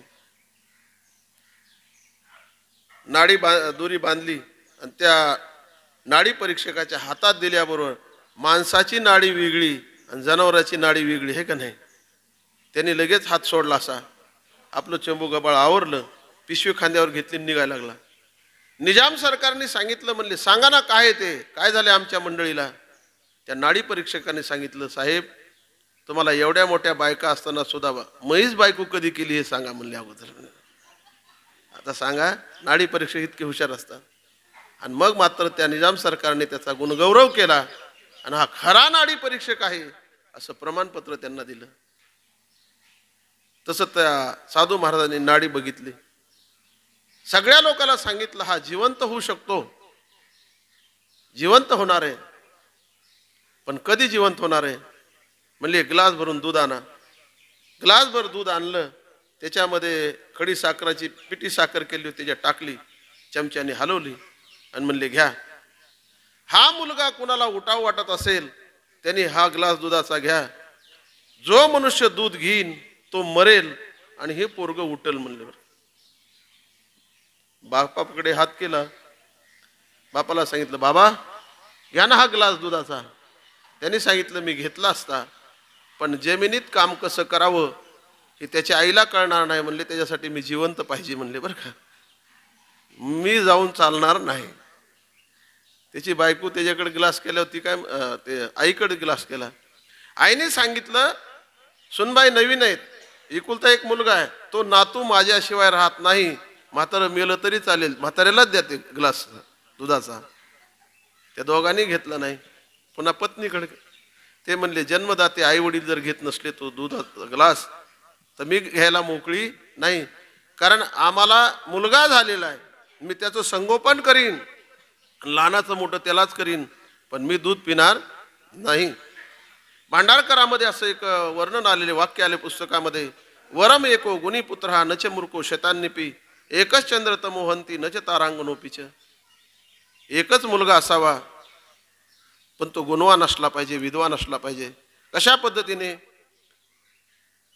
आकाशामध्ये चंद्र असतो, एकच चंद्र असतो, हजार चांदण्या उपयोगाच्या नाहीत. त्या पद्धतीने 100 कौरवासारखे मुलं असून उपयोग नाही, 5 पांडव असले तरी काय होत आहे, चालतायत. मग त्या साधू महाराजांनी सांगितलं तुम्ही कुणीच दूध घेत नाहीत, मग मी दूध पिऊ का, मी दूध पिऊ का म्हणल्याबरोबर सगळे म्हणले हो प्या प्या प्या, जगाच्या कल्याणा संताच्या विभूती देह कष्टहिती परोपकारे. पिले ते दूध. आणि दूध पिल्यानंतर प्रकार असा घडला, हा मुलगा उठला आणि उठल्यानंतर म्हणला या जगात कुणी कुणाचं नाही, आतापर्यंत माझं माझं कबाड ओझं म्हणत होतो. सगळ्याचं दर्शन घेतलं आणि सगळ्याचं दर्शन घेऊन साधू महाराजाबरोबर गेला, भगवान परमात्मेचं नामस्मरण केलं आणि तो गेला पण अंतकाळाच्या वेळेला देवाचं नामस्मरण मुखाला आलं आणि त्याच्या जीवनामध्ये त्याचा उद्धार झाला. म्हणून गीतेमध्ये भगवान परमात्मा ते सांगतात, अंतकालेचे मामेव स्मरणमुक्त्वा कलेवरम यप्रयाति समद्भावम याति नास्त्यत्र संशयः. कुठेही जरी आपण असलो तरी भगवान परमात्म्याचं नामस्मरण करायचं. बरं, जगामध्ये किती जरी आपल्याला दिलं, निस्सोवष्टी शतम शतीदश शतम लक्षम सहस्राधिपो लक्षेश क्षितिपालताम क्षितिपती चक्रेथताम वांचती चक्रेश सुरराजताम सुरपतीर ब्रह्मास्पदम वांचती ब्रह्मा शैवपदम शिवो हरिपदम हे आशावधींको गता. सगळे आशेमध्ये गुरपटलेलो आहेत. गुरुजी एकनाथ महाराज पालशिंगणकर एक उदाहरण सांगायचे, तेवढं उदाहरण सांगतो आणि समारोपाकडे जातो. गरीब एक मनुष्य होता. राजाची मिरवणूक चाललेली आहे. राजाने पाहिलं हा गरीब आहे. प्रधानजीला सांगितलं, प्रधानजी उद्या सूर्य उगवल्यापासून सूर्य मावळेपर्यंत ह्याला आपल्या खजाना जो आहे ना आपला, त्याच्यातलं काय घेऊन जायचे ते जाऊ द्या. हिरे माणिक मोती सोनं नाणं कपडे लत्ते काय घ्यायचे ते घेऊन जाऊ द्या, सूर्य उगवल्यापासून सूर्य मावळेपर्यंत. तो रात्रभर झोपलाच नाही. सकाळी उठला, जिथं राजाचा खजाना होता तिथं गेला. गेल्यानंतर दिवसभर ते गटुडे व्हायला लागला. बायकोनी सांगितलं, आता 10 वाजले तर चहा पाणी तरी घ्या. तो म्हणला, सगळं संध्याकाळीच एकदा, आता वेळ घालवायचा नाही. दिवसभर त्यांनी वाहिले. सूर्य अस्तमानाला गेला. अर्धा सूर्य मावळलेला, अर्धा शिल्लक आहे. गटुडं त्यांनी बांधलं आणि उचलायच्या वेळेला प्रधानजीने हरकत घेतली. म्हणले, आता हे सूर्य मावळलेलं आहे, तुम्हाला हे गटुडं नेता येणार नाही. तो म्हणला, मी एवढं गटुडं नेल्याशिवाय राहणार नाही. एवढे मोठे गटुडे नेले, त्याच्यात समाधान नाही त्याचं, पण एका गटुड्यात जीव राहिला त्याचा. प्रधानजीने तक्रार केली राजाकडे, राजेसाहेब तुमची ऑर्डर अशी, सूर्य उगवल्यापासून सूर्य मावळेपर्यंत. मी ह्याला काही नाही म्हणलो नाही, पण सूर्य मावळला हे गटुडं न्यायचं म्हणतोय. प्रधानजीने असं सांगितल्याबरोबर तो मनुष्य काय म्हणला, महाराज राजेसाहेब सूर्य मावळला ही गोष्ट खरी आहे, पण सूर्य अर्धा असताना हे मी गटुडं बांधलेले, त्याच्यामुळे तेवढं गटुडं घेऊन गेल्याशिवाय राहणार नाही. त्या राजानेच कपाळाला हात लावला. म्हणले, मूर्खा, अरे तुझ्याकडे काहीच नव्हतं, सगळं तुझ्या जीवनामध्ये प्राप्त झालंय, तरी तुझी अपेक्षा राहिलेली कशामध्ये, धनामध्ये, दौलतीमध्ये. तसं तुका म्हणे, आम्ही देवाहुनी बळी राहिलो निराळी ठेवूनी आशा. आशा माणसाच्या जीवनामध्ये जर नसेल तर देवापेक्षा तो बळी होत असतो. माणसं अपेक्षेमध्ये गुरफटतात आणि किती जरी जीवनामध्ये प्राप्त झालं तरी त्याच्या जीवनामध्ये त्याला सुख समाधान आनंद प्राप्त होत नाही. पण परमार्थिक क्षेत्रामध्ये तुम्हाला सांगतो, जगद्गुरु तुकोबारायसारखे संत असतील, माऊली ज्ञानोबारायसारखे असतील, यांच्या जीवनामध्ये, आता तुकाराम महाराजांच्या जीवनामध्ये तर छत्रपती शिवाजी महाराजांनी नजराना पाठवला. जगद्गुरु तुकोबाराय म्हणले, दिवट्या छत्री घोडे हे तो बऱ्यात न पडे, काय दिला ठेवा आम्हा विठ्ठलाची हवा. आम्हाला विठ्ठलाची गरज आहे, आम्हाला तुमच्यासारख्या कशाची गरज नाही. राजाला राज्य कारभार करायचा आहे, त्यांच्यासाठी पैशाची गरज आहे. आम्हाला देवाची प्राप्ती करून घ्यायची, त्याच्यासाठी आम्हाला द्रव्याची वगैरे गरज पडत नाही. मग पोटापुरते देई देवा, मागणे लई नाही लई नाही. माणसाने काय केले पाहिजे, परिवाराला सांभाळण्यासाठी लागणारं तेवढं जीवनामध्ये प्राप्त करून घेतलं पाहिजे. पण स्वतःचा उद्धार करून घेण्यासाठी, स्वतःचं कल्याण करून घेण्यासाठी साधू संतांची सेवा केली पाहिजे, भगवान परमात्म्याचं नामस्मरण केलं पाहिजे आणि आपल्या जीवनामध्ये आपला उद्धार करून घेतला पाहिजे. आणि मी सांगत नाही, या ठिकाणी गीतेमध्ये भगवान परमात्मा सांगतात, अंतकालेचे मामेव स्मरण मुक्त्वा कलेवरम. अंतकाळाच्या वेळेला माझं स्मरण करा. आणि मग शरीर जर पडलं तर नामस्मरण करणारा तो माझ्या स्वरूपाशी एकरूप होतो, याच्यात कसल्याही प्रकारचा संशय नाही.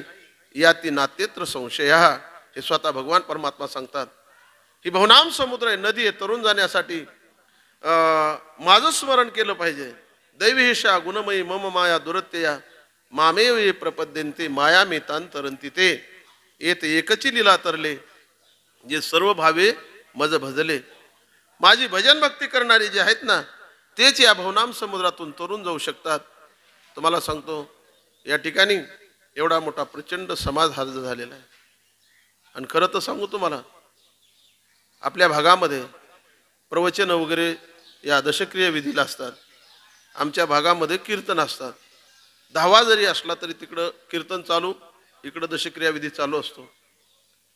पुन्हा 10व्याला जर नसेल तर गोड जेवणाच्या वेळेला पुन्हा कार्यक्रम करायचा असतो आणि त्याच्या वर्ष श्रद्धाला कीर्तनाचा कार्यक्रम असतो. एवढा मोठा समाज या ठिकाणी आलेला आहे. शूर ओळखावा रणी आणि साधू ओळखावा मरणी.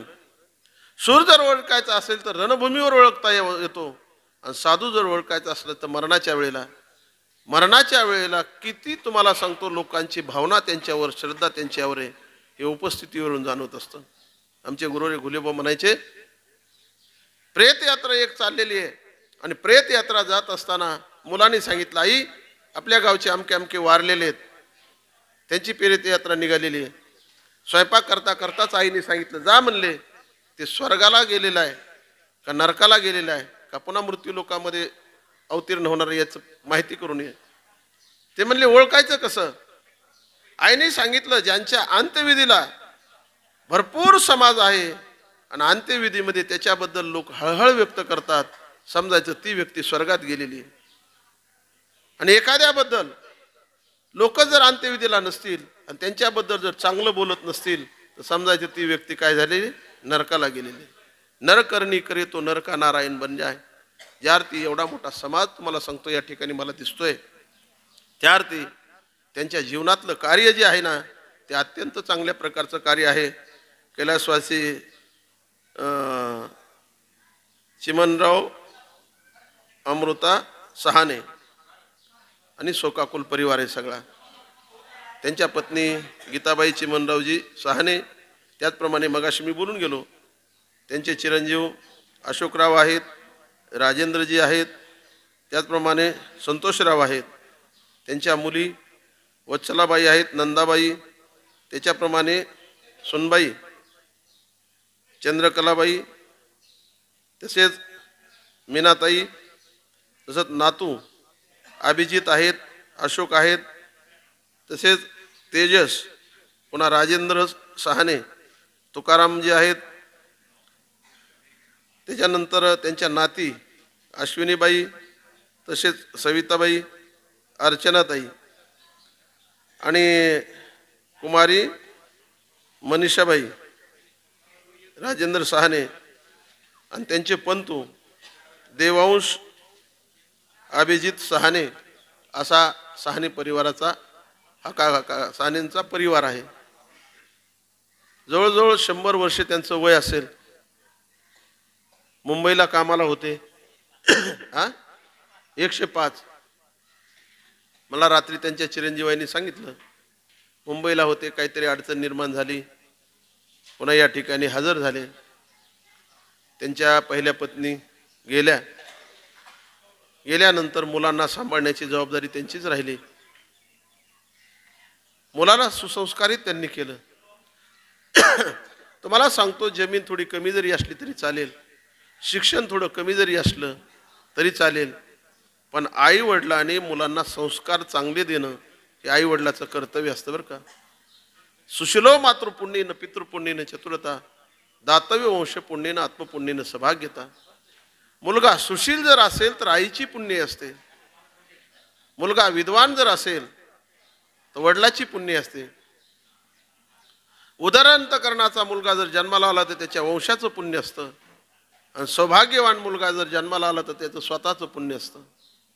सुशिलो मातृपुण्येन पितृपुण्येन चतुरता, दातव्य वंश पुण्येन आत्मपुण्येन सभाग्यता. आता याच्या विरोधातला श्लोक सांगतो तुम्हाला. मुलगा जर उन्मत्त जन्माला आला तर तो आईचा दोष असतो, मूर्ख मुलगा जन्माला आला तर तो वडिलाचा दोष असतो. हाडाचा कृपण जर जन्माला आला, ज्याला आपण काय म्हणतो आपल्या वैद्य महाराजच्या भाषेत सांगायचं मक्की चूस, मक्की म्हणजे माशी आणि चूस म्हणजे चाटणे. तुपाच्या वाटी जर माशी पडली, माशी काढून टाकाव का नाही, पण त्या पंखाला चिटकून तूप जाईल म्हणून तो अशी माशी चाटून खातो. असा जर हलकट मुलगा जन्माला आला तर त्याच्या वंशाचा दोष असतो. आणि दरिद्री जन्माला आला, सगळ्या गावाने सहकार्य करून त्या मुलाला जर पुढे नेण्याचा प्रयत्न केला तरी पण तो मुलगा जर पुढे जात नसेल तर स्वतःचा दोष असतो त्याचा. या ठिकाणी आईने तर संस्कार दिले त्यांना, पण वडिलाने मुलावरती संस्कार घडवले, आणि संस्कार घडवल्यानंतर गावाच्या दृष्टीने, त्याच्यानंतर परिवाराच्या दृष्टीने त्यांचा फार मोठा तुम्हाला सांगतो मार्गदर्शनाचा सेवाचा वाटा लाभला, आणि ते आपल्यातून निघून गेले. बरं, दुसऱ्या मातोश्री रात्री मला बोलत असताना त्यांनी सांगितलं, सगळ्या अडचणी निर्माण होत गेल्या. दुसऱ्या मातोश्री ज्या वेळेला केल्या त्यावेळेला तुम्हाला सांगतो त्यांनी सुद्धा रात्री त्यांच्या डोळ्यात पाणी आलं. म्हणले त्यांनी देखील पहिल्या आईपेक्षाही जास्त आमच्या जीवनामध्ये आम्हाला प्रेम दिलं. आणि म्हणून एखादा परिवार जर व्यवस्थित चालत असेल तर समजायचं हे सुसंस्कारित परिवार आहे. निश्चितच साने साहेबाच्या माध्यमातून सुंदर असा हा कार्यक्रम घडून आणलेला आहे. वडील गेले हे दुःख झालेलं आहे. कारण ज्या येते असती वर्धते विपरणमते अपेक्षिते क्षयते आणि विनश्यती. ह्या शरीराला 3 प्रकारचे काय आहेत? दोष सांगितलेले आहेत, नाश सांगितलेले आहेत. एक स्वभाव नाश आहे शरीराला, दुसरा आश्रय नाश आहे आणि तिसरा परता नाश आहे. आंबा जर झाडाला लागला, त्याला पाड लागला तर आंबे आपण उतरतो आणि खोलीमध्ये ठेवल्याबरोबर त्या आंब्याला जर आपण नाहीच बघितलं तर काय आहे? स्वभावता ते नासून जातात आंबे. हा स्वभाव नाश म्हणायचं. आश्रय नाश, झाडाला जर आंबे तसेच ठेवले तर झाडाला सुद्धा ते काय खराब होऊन जात असतात, त्याला आश्रय नाश म्हणायचं. आणि परता नाश म्हणजे झाडाला आंबे आहेत, मुलं आले, दगड मारला, तो आंबा खाली पाडला, याला परता नाश म्हणायचं. तसं शरीराला सुद्धा नाही जरी जायचं म्हटलं तरी आपल्याला जावं लागणार आहे. स्वभाव नाशाने शरीर जाणार आहे. आश्रय नाशाने म्हणजे एखाद्या गाडीमध्ये आपण प्रवास करायला लागलो, गाडीत बसलो, गाडीचा आश्रय, ॲक्सिडेंट झाला की आपण गेलो, याला कोणता? आश्रय नाश म्हणायचं. आणि परता नाश, एखाद्याचं वैमनस्य जर असलं, एखाद्याने जर गोळी झाडली तर दुसऱ्याकडून होणारा नाश आहे, त्याला परता नाश म्हटलेलं आहे. म्हणून या 3 प्रकारचे नाश शरीराला आहेत. तर शरीर हे जाणार आहे, पण जाण्याच्या अगोदर साधू संतांची सेवा करा, भजन भक्ती करा, भगवान परमात्म्याचं नामस्मरण करून घ्या आणि आपल्या जीवनामध्ये उद्धार करून घ्या. गुरुनाम गुरु बंकटस्वामी महाराजचे शिष्य गुरुजी सुदाम बाबांनी आपल्याला मार्गदर्शन केलेलं आहे. आणि खूप मोठी या ठिकाणी तुम्हाला सांगतो देवस्थानची प्रगती, नळवाडी गावकरी मंडळी आणि जी काही भाविक भक्त मंडळी त्यांच्या माध्यमातून झालेली सुंदर असा सभामंडप झालेला आहे. हा आज बघा तुम्हाला सांगतो दशक्रियाविधी करायचा आहे. एवढा मोठा समाज पण बसायला जागा राहिली नसती, ती व्यवस्था आपल्या संस्थांच्या माध्यमातून झालेली आहे.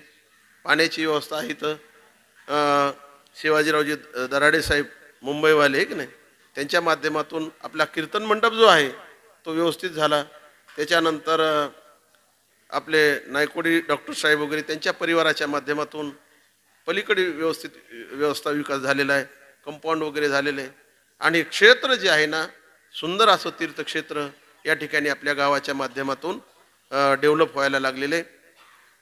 इथं सगळ्यांच्या विचाराने आपले भोसले गुरुजी इथं मठाधिपती म्हणून आहेत आणि सगळ्याचं प्रेम आहे त्यांच्यावरती.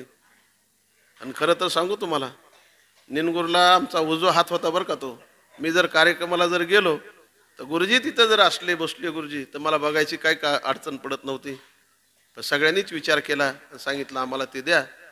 मूर्ती जरी लहान असली तरी कीर्ती चांगली महान आहे त्यांची. कारण मनुष्य कसा दिसतो याच्यापेक्षा आमचे गुरुजी घुलेबा म्हणायचे, आपण कसे दिसतो याच्यापेक्षा आपण कसे आहोत ह्याला फार मोठी किंमत आहे. सगळ्याच्या माध्यमातून हा कार्यक्रम घडून आलेला आहे. हे सहाने कुटुंब जे आहे, वडिलाच्या जाण्याने त्यांना खूप मोठं दुःख झालेलं आहे. बंकटस्वामी महाराज संस्थांच्या वतीने मी बंकटस्वामी महाराजांना, गुरुजी सुदाम बाबाला, भगवान पांडुरंग परमात्म्याला प्रार्थना करतो. सहाने परिवारावरती फार मोठं दुःखाचा डोंगर कोसळलेला आहे. त्या दुःखातून सावरण्याची शक्ती नरराज बाबाने आणि पाताळेश्वर भगवान परमात्म्याने त्यांना द्यावी अशी मी प्रार्थना करतो, विनंती करतो. आणि माझं काहीतरी पूर्वजन्मेचं पुण्य असेल म्हणून त्यांच्या या दशक्रिया विधीला येण्याचा योग माझ्या जीवनामध्ये आला. तुका म्हणे मज घडो त्यांची सेवा आणि तरी माझ्या दैवा पार नाही. या पद्धतीने 2 शब्दामध्ये मार्गदर्शन करतो.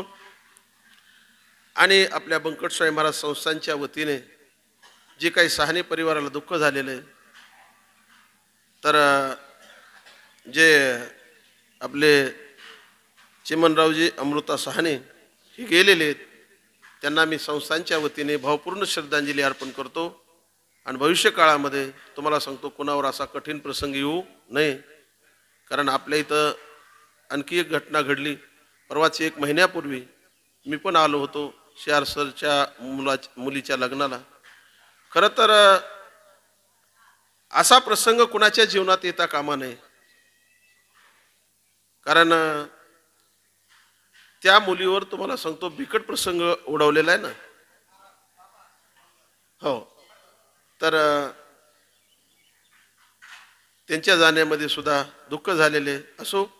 या ठिकाणी मला बोलवलं, 2 शब्द बोलण्याची संधी दिली, त्याबद्दल सर्वांचं ऋण व्यक्त करतो आणि 2 शब्द समाप्त करतो. पुंडलिक वरदे हरी विठ्ठल, श्री ज्ञानदेव पंढरीनाथ भगवान, सद्गुरु स्वामी महाराज, पाताळेश्वर भगवान, सुदामदेव महाराज की जय. विठाला विठाला विठाला विठाला विठाला विठाला विठाला.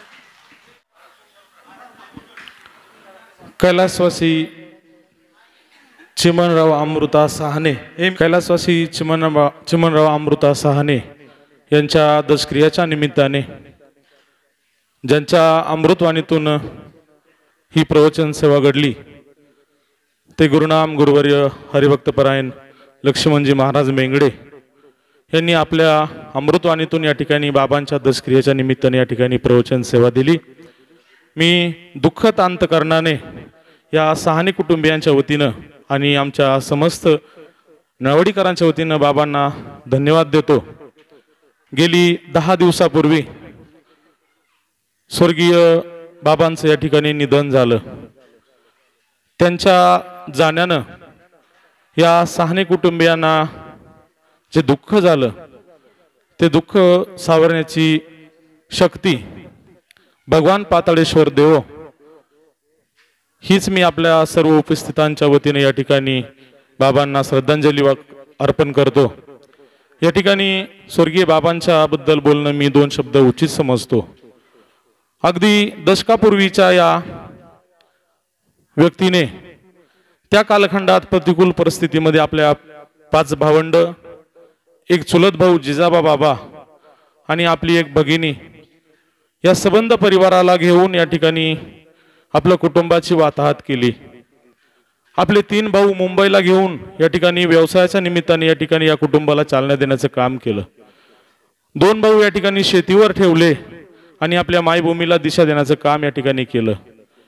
अल्पावधीत काळात या ठिकाणी मुंबईवरून हे कुटुंब पुन्हा एकदा गावाकडे आलं आणि आपल्या मायभूमीच्या स्वरूपाने या सबंध सहाने परिवाराला दिशा देण्याचं काम केलं. त्यामध्ये स्वर्गीय चिमण बाबांनी या ठिकाणी आपल्या कुटुंबाची या ठिकाणी घडी बसवत असताना आपला मोठा मुलगा अशोकराव यांना या ठिकाणी शेती व्यवसायाकडे वळवलं. आपला 2 नंबरचा मुलगा या ठिकाणी राजाभाऊ सहाने यांना एका व्यवसायाकडे त्यांनी त्यांची दिशा या ठिकाणी वळवली आणि आपला छोटा मुलगा संतोष यांना स्पर्धा परीक्षेसाठी या ठिकाणी तयार केलं. तो आजही स्पर्धा परीक्षेचा अभ्यास करतोय. हे कुटुंब अतिशय सोज्वळ आणि या भगवान पाताळेश्वराच्या कार्यामध्ये सहभागी असणारं कुटुंब. 2 वर्षापूर्वी या ठिकाणी बाबांचा शतपूर्ती सोहळा याच ठिकाणी आपल्या सर्वांच्या उपस्थितीमध्ये आदरणीय बाबांच्या साक्षीने या ठिकाणी पार पडला. बाबांचं जाणं तसं उचित होतं. 100 वर्ष वय बाबांचं त्यावेळेस होतं. या कुटुंबाला 100 वर्ष वडिलांचं मातृत्व प्रेम भेटलं आणि त्या बाबांच्या शतपूर्ती सोहळ्याच्या दिवशी या ठिकाणी त्या कार्यक्रमाचं आम्ही मित्र परिवार नियोजन करीत असताना या ठिकाणी राजाभाऊंना आपल्या आईच्या जाण्याची आठवण झाली की मी 5 वर्षाचा असताना माझ्या आईचं निधन झालं. मी आज बाबांचा शतपूर्ती सोहळा करतोय. माझी छोटी आई आहे, तिने या ठिकाणी मला आपल्या पुत्राप्रमाणे सांभाळलं, मला मातृत्व दिलं, परंतु माझ्या आईने या ठिकाणी मला माझी आई भेटली नाही. त्या आईसाठी मी काही करू शकलो नाही याचं दुःख या ठिकाणी राजाभाऊच्या मनात होतं. त्यांनी ते व्यक्त केलं आणि या ठिकाणी आमचे मार्गदर्शक आदरणीय शिवाजी दादा, आमचा बाकीचा मित्रपरिवार मारुती दादा असतील, नायकवाडी बन्सी मामा असतील, यांनी सगळ्यांनी या ठिकाणी राजाभाऊला सांगितलं हे दुःख होणं तुला साहजिक आहे, परंतु तुला जर असं काही वाटत असेल की तुझ्या आईचं या ठिकाणी स्मरण कायम राहावं तर एखादी वास्तू या ठिकाणी उभी कर. आणि क्षणाचाही विलंब नव्हता राजाभाऊने या ठिकाणी सांगितलं तुम्ही जे सांगशाल ते मला मान्य आहे. आणि या ठिकाणी प्रभू रामचंद्राचं मंदिर या ठिकाणी राजाभाऊनी 15 लाख रुपये खर्च करून या ठिकाणी बांधलं. 1 वर्षापूर्वी मागच्या 22 तारखेला 22 जानेवारी 2023 रोजी या ठिकाणी त्या राम मंदिराचा प्राणप्रतिष्ठा सोहळा या ठिकाणी आदरणीय बाबांच्याच मार्गदर्शनाखाली या ठिकाणी पार पडला. अतिशय सुंदर पद्धतीने या ठिकाणी राजाभाऊनी या ठिकाणी सामाजिक, राजकीय आणि शैक्षणिक क्षेत्रात काम करत असताना आपल्या कुटुंबाची या ठिकाणी आपली मुलं असतील, पुतणे असतील, कुटुंब असेल आणि आम्हा सर्व मित्रपरिवाराला बरोबर घेऊन एक वेगळी दिशा देण्याचं काम केलेलं आहे. परंतु आज त्यांना पितृशोक झालेला आहे. या पितृशोकाने त्यांना दुःख होणं साहजिक आहे, परंतु मी आपल्या सर्वांच्या वतीनं हे दुःख पेलवण्याची राजाभाऊला आणि त्यांच्या कुटुंबियाला भगवान पाताळेश्वर शक्ती देवो आणि बाबांना आपल्या पायाजवळ चांगली जागा देव अशी मी भावपूर्ण श्रद्धांजली अर्पण करतो। आणि या ठिकाणी बाबांच्या या जाण्यानं या साने परिवाराला आधार देण्यासाठी राजकीय, सामाजिक, शैक्षणिक क्षेत्रातील अनेक मान्यवर या ठिकाणी उपस्थित आहे, परंतु वेळेचा अभाव मी फक्त नामोल्लेख करतो आणि अगदी 2-3 मान्यवरांना या ठिकाणी बाबांना श्रद्धांजलीसाठी बोलवण्याचं निमंत्रित करतो।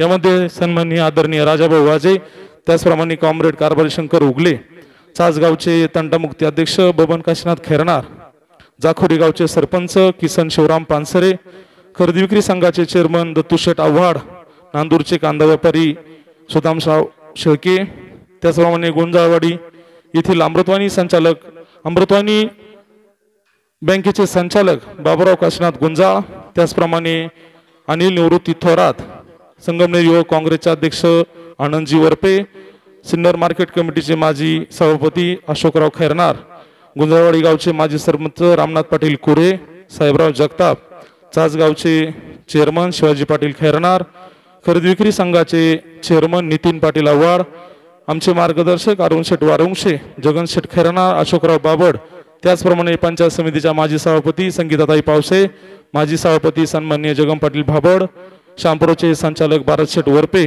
त्याचप्रमाणे आमचे सर्वांचे मार्गदर्शक आदरणीय विलासराव वरपे, त्याचप्रमाणे सोनवडी गावचे माजी सरपंच लानू शेठ सहाने आदी मान्यवर या ठिकाणी, त्याचप्रमाणे लोकशिक्षण मंडळ शिक्षण संस्थेचे अध्यक्ष संदीपभाऊ बाबड, त्याचप्रमाणे आदरणीय अरुण शेठ शेळके आणि अनेक मान्यवर या ठिकाणी राजाभाऊच्या दुःखात सहभागी होण्यासाठी या ठिकाणी उपस्थित आहे।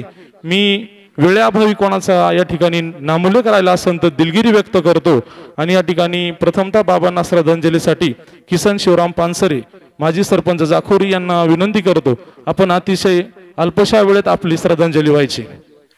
उपस्थित दुःखद अंतकरणात जमलेले सर्वच आमच्या या सहाने कुटुंबाचे नातेवाईक आणि पंचकृषीचे सर्व ग्रामस्थ, दादा जाऊन आज 10 दिवस झालेले आहे आणि आपण त्या दसकिरेच्या निमित्तानं सर्व इथं उपस्थित आहात, परंतु मन हे आले देवाजीच्या मना, येथे कोणाचे चालेना, या म्हणीप्रमाणे जो आलाय त्याला जावं लागतं आणि म्हणून जास्त ना वेळ घेता मी माझ्या कुटुंबाच्या वतीनं, जाखोरी सर्व सेवाभावी संस्थांच्या वतीनं या दादांना भावपूर्ण श्रद्धांजली समर्पित करतो आणि थांबतो। धन्यवाद दादा। या ठिकाणी सिन्नर तालुका खरेदी विक्री संघाचे सर्व पदाधिकारी आणि सर्व कर्मचारी वृंद, त्याचप्रमाणे सिन्नर तालुका मार्केट कमिटीचे सर्व संचालक आणि कर्मचारी वर्ग या दुःखात सहभागी होण्यासाठी उपस्थित आहे, त्यांना सर्वांना दुःखद अंतकरणाने मी धन्यवाद देतो। यानंतर सन्माननीय जगन शेठ खैरनार ठीक, बबन काशीनाथ खैरनार।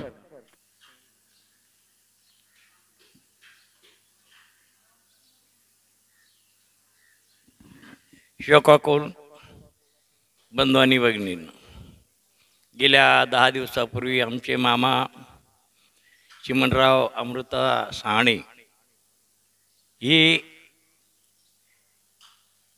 स्वर्गवासी झाले, वैकुंठवासी झाले आणि मामांच्या बाबतीत जर बोलायचं ठरलं तर अतिशय कष्टाळू, अतिशय मनमिळाऊ आणि आपल्या एवढ्या मोठ्या कुटुंबाला 6 भावांचं कुटुंब, सख्खे भाऊ 5, एक सावत्र जेजामामा, कुठलाही भेदभाव न ठेवता आपल्या कुटुंबाची त्याने सेवा केली।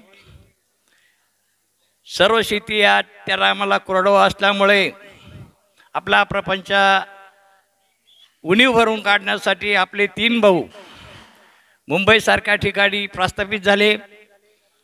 मुंबईसारख्या ठिकाणी काम करीत असताना एक चांगला व्यापार, पाण्याची गादी आणि अंधेरीसारख्या ठिकाणी एक चांगली मोठी दुकान थाटली आणि एवढा मोठा प्रपंच उभा करत असताना कुठली आकाश नाही, कुठली अट्रास नाही आणि मुंबईसारख्या ठिकाणी कोट्यवधी रुपयाची त्यावेळेला विस्टेट उभी केली आणि ज्या वेळेला त्यांना घरी यावं लागलं तर अगदी मोकळ्या मनानं कुठलाही आडेवेडे न घेता सर्व इस्टेट त्यांनी आपल्या मोठ्या पुतण्याच्या ताब्यात दिली आणि ते आपल्या शेतीवर घरी आले।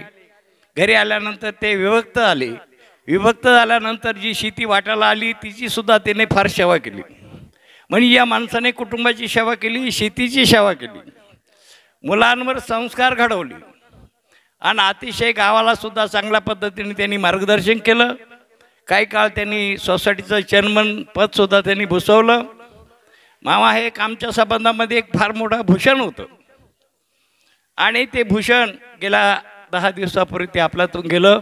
मामा गेल्याने आम्हा सर्व कुटुंबांना, या सहाने परिवाराला, सगळ्या नातेवाईकांना दुःख होणं साहजिक आहे.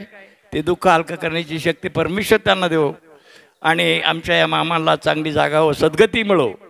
हे सगळं तसं कुटुंब, हे सगळं सुदाम महाराजांच्या आधिपत्याखाली त्यांचा शब्द पाळणारं कुटुंब, संप्रदायाची कास धरून त्यांनी आयुष्य काढलं आणि ते गेल्याने जे दुःख झालं ते दुःख हलकं करण्याची शक्ती परमेश्वर त्यांना देवो. हे आमच्या मामाला चांगली जागा मिळो अशी माझ्या कुटुंबाच्या वतीने माझ्या पूर्ण सासगावच्या त्यांना श्रद्धांजली अर्पण करतो आणि थांबतो. धन्यवाद दादा. या ठिकाणी राजाभाऊच्या दुःखात सहभागी होण्यासाठी सिन्नर तालुका मार्केट कमिटीचे सभापती सन्माननीय केशव पाटील कोकाटे आणि खरेदी विक्री संघाचे संचालक लहानू पाटील बाबड हे उपस्थित आहे. त्यांनाही मी दुःखद अंतकरणाने या ठिकाणी धन्यवाद देतो. यानंतर आदरणीय विलासराव वरपे. स्वर्गीय चिमणराव अमृता पाटील सहाने यांच्या दशक्रिया विधीच्या निमित्तानं तथा अशोकराव, राजाभाऊ आणि संतोष आणि भगिनी ह्या परिवाराच्या दुःखामध्ये सहभागी होण्यासाठी सर्व दुःखांकित मामांच्या बाबतीत जर बोलायचं जर झालं तर उद्योग, व्यवसाय आणि सेवा, समाजकारण, अध्यात्म या सर्व क्षेत्रात मामाने जे कार्य केलेलं आहे ते कार्य आज फळाला आलेलं आहे. मी त्यांच्या कार्यास विनम्र अभिवादन करतो आणि राजाभाऊवरती, त्यांच्या परिवारावरती जे संस्कार केलेत त्या संस्कारानं हा परिवार आज पंचकृषीमध्ये नावारूपाला आलेला आहे आणि मामांच्या जाण्यानं ह्या परिवाराचा एक आधारवड हरपलेला आहे. त्यांना दुःख झालेलं आहे. मी आमचं चिखणी गाव, आमचा संगमनेर तालुका सर्व त्यांच्या दुःखामध्ये सहभागी आहेत. मामांना मी संगमनेर तालुका दूध उत्पादक प्रक्रिया संघाच्या वतीनं व आमच्या राज्याचे नेते आमदार बाळासाहेब थोरात, पदवीधर मतदारसंघाचे आमदार डॉक्टर सुधीरजी तांबेसाहेब या सर्वांच्या वतीनं भावपूर्ण श्रद्धांजली अर्पण करतो. शांती व सद्गतीसाठी प्रार्थना करतो. ओम शांती. या ठिकाणी आदरणीय जगन पाटील बाबड. आज 10 दिवस होऊन गेले. आपल्या परिसरातील आणि सहाने परिवाराचा एक आधारवड अंमलातून गेला. त्याच्यामुळं हे कुटुंब आहे, हे कुटुंब सुरुवातीला मुंबई इथं कार्यरत होतं. तिथं सुद्धा चांगली प्रगती केल्यानंतर काही दिवसांनी ते इथं आल्यानंतर इथं सुद्धा बागायत चालू केलं. ज्यावेळेस बागायत चालू झाल्यानंतर तंबाटे असू, कोणताही भाजीपाला असू, त्यावेळेस मी व्यापार करायचो आणि ते सतत माझं यायचे. त्या दिवसून चिमणदादाची आणि आमचे कौटुंबिक संबंध तयार झाले. कधी बी त्यांचं मला मार्गदर्शन लाभलेलं आहे. आणि अशोक असं, राजाभाऊ असतील, संतोष असतील, यांनी आपल्या वडिलांच्या पायावर उठून आपला संसार आज समाजामध्ये अवलौकिक केला. दुर्दैवानं सुरुवातीला त्यांच्या मातोश्री आपणातून गेल्यानंतर चिमादादा मोठं संकट ओढवलं. परंतु त्यांनी धीर धरून आपल्या मुलांना दुसरी पत्नी केल्यानंतर ती माऊली ह्या सगळ्या कुटुंबाला एक आधार म्हणून सर्वांना तुझं का माझं न करता आज ते कुटुंब आहे त्या माऊलीमुळं आहे. परंतु आज त्यांचा जोडदार चिमणदादा गेल्यामुळे त्यांना सुद्धा दुःख होणं साहजिक आहे. तरी ईश्वराने ह्या कुटुंबाला या दुःखातून सावरण शक्ती देऊ आणि दादांना पायाजवळ ईश्वरांना जागा देऊ हीच ईश्वरचरणी प्रार्थना करतो.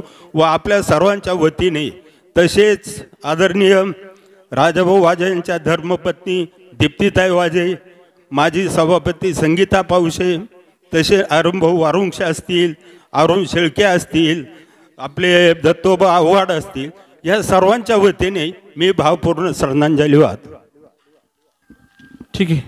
यानंतर राजाभाऊचे मित्र या ठिकाणी अशोकराव बाबड यांना या ठिकाणी 2 मिनिटं बोलण्याची संधी देतो. दुःखतांतकांना उपस्थित जनसमुदाय, ज्यांना जाऊन आज 10 दिवस झाले असे या नळवाडी गावचे भूमिपुत्र माजी चेअरमन चिमणराव अमृता साहने यांचं वृद्धापकाळात जरी दुःखद निधन झालं असन, त्यांना परमेश्वर चरणी चांगली जागा मिळावी, त्यांच्या आत्म्याला चिरशांती आणि सद्गती लाभावी अशी उपस्थित सर्वांच्या वतीनं माझे मित्र अरुण शेठ वारुंशे, खरेदी विक्री संघाचे चेअरमन नितीन आव्हाड, दत्तू पाटील आव्हाड यांच्या वतीनं आणि माझ्या चास गावाच्या वतीनं क्रांतीवीर वसंतराव नाईक शिक्षण संस्थेच्या संचालक नात्यानं संस्थेच्या वतीनं बाबांना भावपूर्ण श्रद्धांजली वाहतो. आणि माझे मित्र संतोष आसन, राजेंद्र आसन, अशोक आसन यांच्यावरती जो दुःखाचा आघात झाला आहे, खऱ्या अर्थानं या घराचा रखवालदार गेला. यापूर्वी वक्त्यांनी बबनरावनी सांगितलं असन, पाटलांनी सांगितलं असन, अनेक वक्त्यांनी सांगितलं की खऱ्या अर्थानं वडील, आईवडील हे खऱ्या जीवनाचे मार्गदर्शक असतात आणि वडील शतकी पार केलेला हा माणूस खऱ्या अर्थानं या परिवाराला, ह्या कुटुंबाला आधारवड होता. असो, मार्गदर्शक हरपला, या घराचा करता धरता रखवालदार हरपला, असंच मी या ठिकाणी म्हणून बाबांना अखेरची भावपूर्ण आदरांजली वाहतो आणि थांबतो. या साहनी परिवाराच्या दुःखात सहभागी होण्यासाठी सिन्नर तालुका खरेदी विक्री संघाचे संचालक विशाल आव्हाड आणि सिन्नर मार्केट कमिटीचे संचालक संजय पाटील खैरनार हेही उपस्थित राहिले. त्यांना या ठिकाणी मी दुःखद अंतकाराने धन्यवाद देतो आणि बाबांना अखेरची श्रद्धांजली अर्पण करण्यासाठी कॉम्रेड कारभारी शंकर उगले यांना विनंती करतो, आपण व्यासपीठावर यायचे.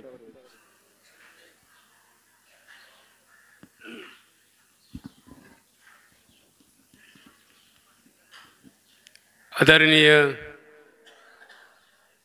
माझे माऊसभाऊ चिमणदादा, खरं म्हणजे 150 वर्षाचा असलेला हा आमचा ऋणानुबंध. चिमणदादा आणि त्यांची भावंड ही माझ्या मावळणीच्या नंदाची मुलं, म्हणजे बायांना कळेल ती, इकडं नाही कळायची. आणि म्हणून या कुटुंबाच्या वर्तमान काळ माझ्या अगोदरच्यांनी सांगितलं. खरं म्हणजे या गावातलं हे अतिशय मोठं कुटुंब. 1820 पेशवाई बुडाली त्यावेळेला यांच्या अगोदरची ती 3री पिढी रामजी बाबाची, ते 6 भाऊ, त्यापैकी रामजी बाबा एक. रामजी बाबाला 2 मुलं आणि 2 मुली. ती 2 मुलं म्हणजे एक अमृता बाबा आणि एक जिजाभाऊचे वडील सावळेराम बाबा. सावळेराम बाबाला एकच मुलगा जिजाभाऊ आणि अमृता काकांना 5 मुलं 1 मुलगी, असा हा परिवार. त्यावेळच्या परिस्थितीनुसार आज जरी खातेपिते जरा कडक कपडे घालत असलो तरी त्यावेळची व्यवस्था ही सगळी ब्रिटिश कालखंडामध्ये स्वातंत्र्याच्या पूर्वी आणि स्वातंत्र्याच्या नंतर दारिद्र्यातच होती. कोणालाही कुठेतरी मजुरी केल्याशिवाय पर्याय नसायचा. म्हणून त्यावेळच्या व्यवस्थेमध्ये ग्रामीण भागातली माणसं मुंबईला उपजीविकेसाठी जायची. त्यावेळेला कलईचा एक धंदा असायचा. मावरं वाहन म्हणजे माशाचे टोपले वाहन हा एक व्यवसाय होता. त्याचप्रमाणे ज्याच्याजवळ थोडंसं व्यावसायिक शहाणपण होतं ते थोडेसे वेगळ्या पद्धतीनं. आणि म्हणून या कुटुंबातले जे थोरले रामचंद्र दादा, त्यांनी मुंबईला एक स्वतःचं कार्यक्षेत्र निर्माण करून तिथं जी काही ज्याला ठेला म्हणायचे त्यावेळेला, पानपट्टी असेल, तंबाखू असेल, विडीकाडी असेल, याच्यातून त्यांनी व्यवसायाला सुरुवात केली. त्याचबरोबर आपल्याही परिवारातले 2-3 जण नेले आणि बाकीच्यांनी शेती केली. असा हा परिवार श्रमानं मोठा झालेला.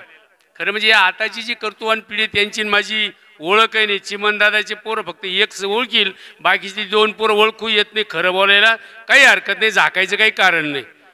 त्यामुळं ही नवीन कर्तुवान पिढी निर्माण होण्याच्या अगोदर त्यांना मी एकच विनंती करीन का आज जी तुमची श्रीमंती आहे ती बाहेरून येत असताना ज्या पार्किंग झालेल्या 4 चाकी गाड्या, 2 व्हीलर ही असलेली समाज व्यवस्था, ही तुमची सामाजिक आर्थिक श्रीमंती जी काही आहे, या श्रीमंतीचा जो काही आज कळस झालेला आहे तुमच्या रूपानं, म्हणून मी कधी कधी थोडासा तिरका बोलत असतो. कळसानं उंच राहावं, झळकावं, चमकावं, त्याच्याबद्दल दुमत नाही, आम्हाला आदराने अभिमान आहे, पण त्यांनी भान ठेवावं का त्याच्यासाठी पायातल्याने काहीतरी गाडून घेतलेले.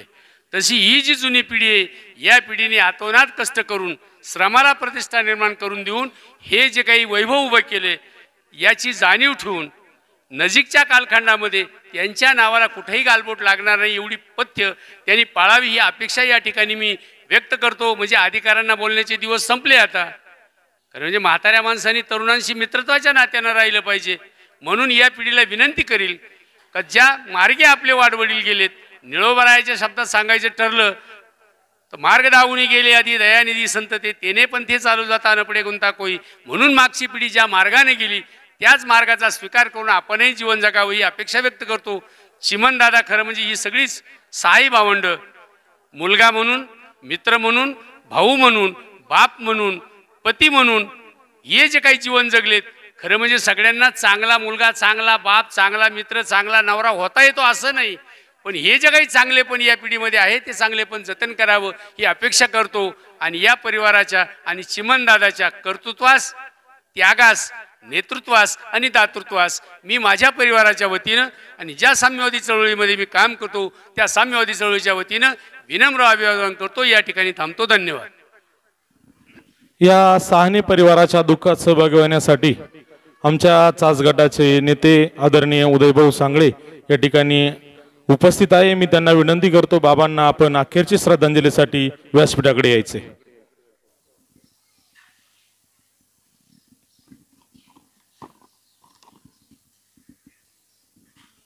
शोकाकुल साहने परिवार या परिवाराच्या दुःखात सहभागी सर्व आप्तेष्ट स्नेही कैलासवासी चिमणराव साहने बाबा यांचं गेल्या 10 दिवसापूर्वी दुःखद असं निधन झालं.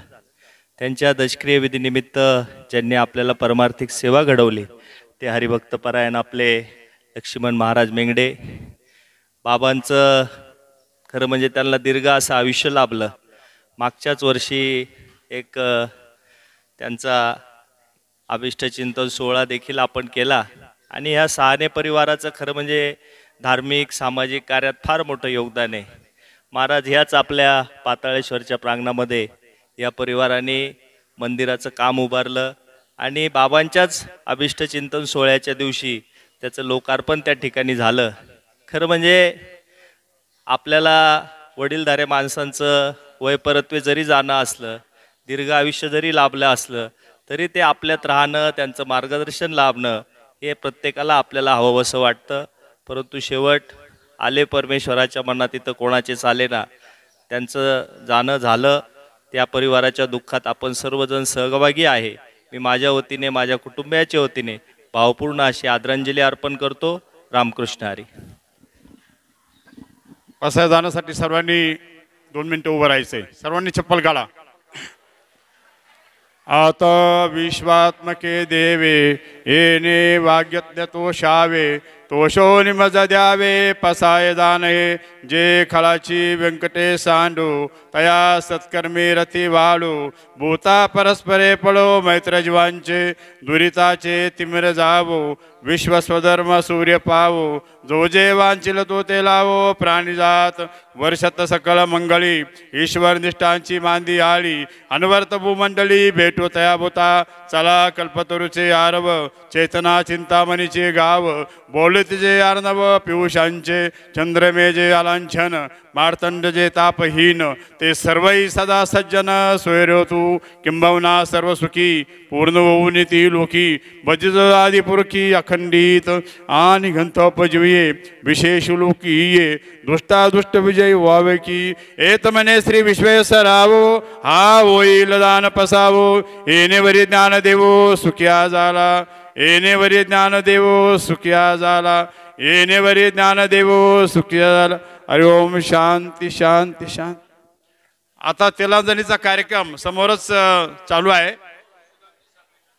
सर्व पाहुण्यांनी याची नोंद घ्यावी. आणि सगळं साहने परिवाराच्या वतीनं आलेल्या सर्व पाहुण्यांना एक नम्रतेची विनंती आहे. एक महाप्रसाद म्हणून सर्वांनी भोजन केल्याशिवाय कुणीही जाऊ नये अशी कळकळीची नम्र विनंती आहे. साहने परिवाराच्या वतीनं आलेल्या सर्व पाहुण्यांना विनंती आहे, कुणीही जेवण केल्याशिवाय जाऊ नये.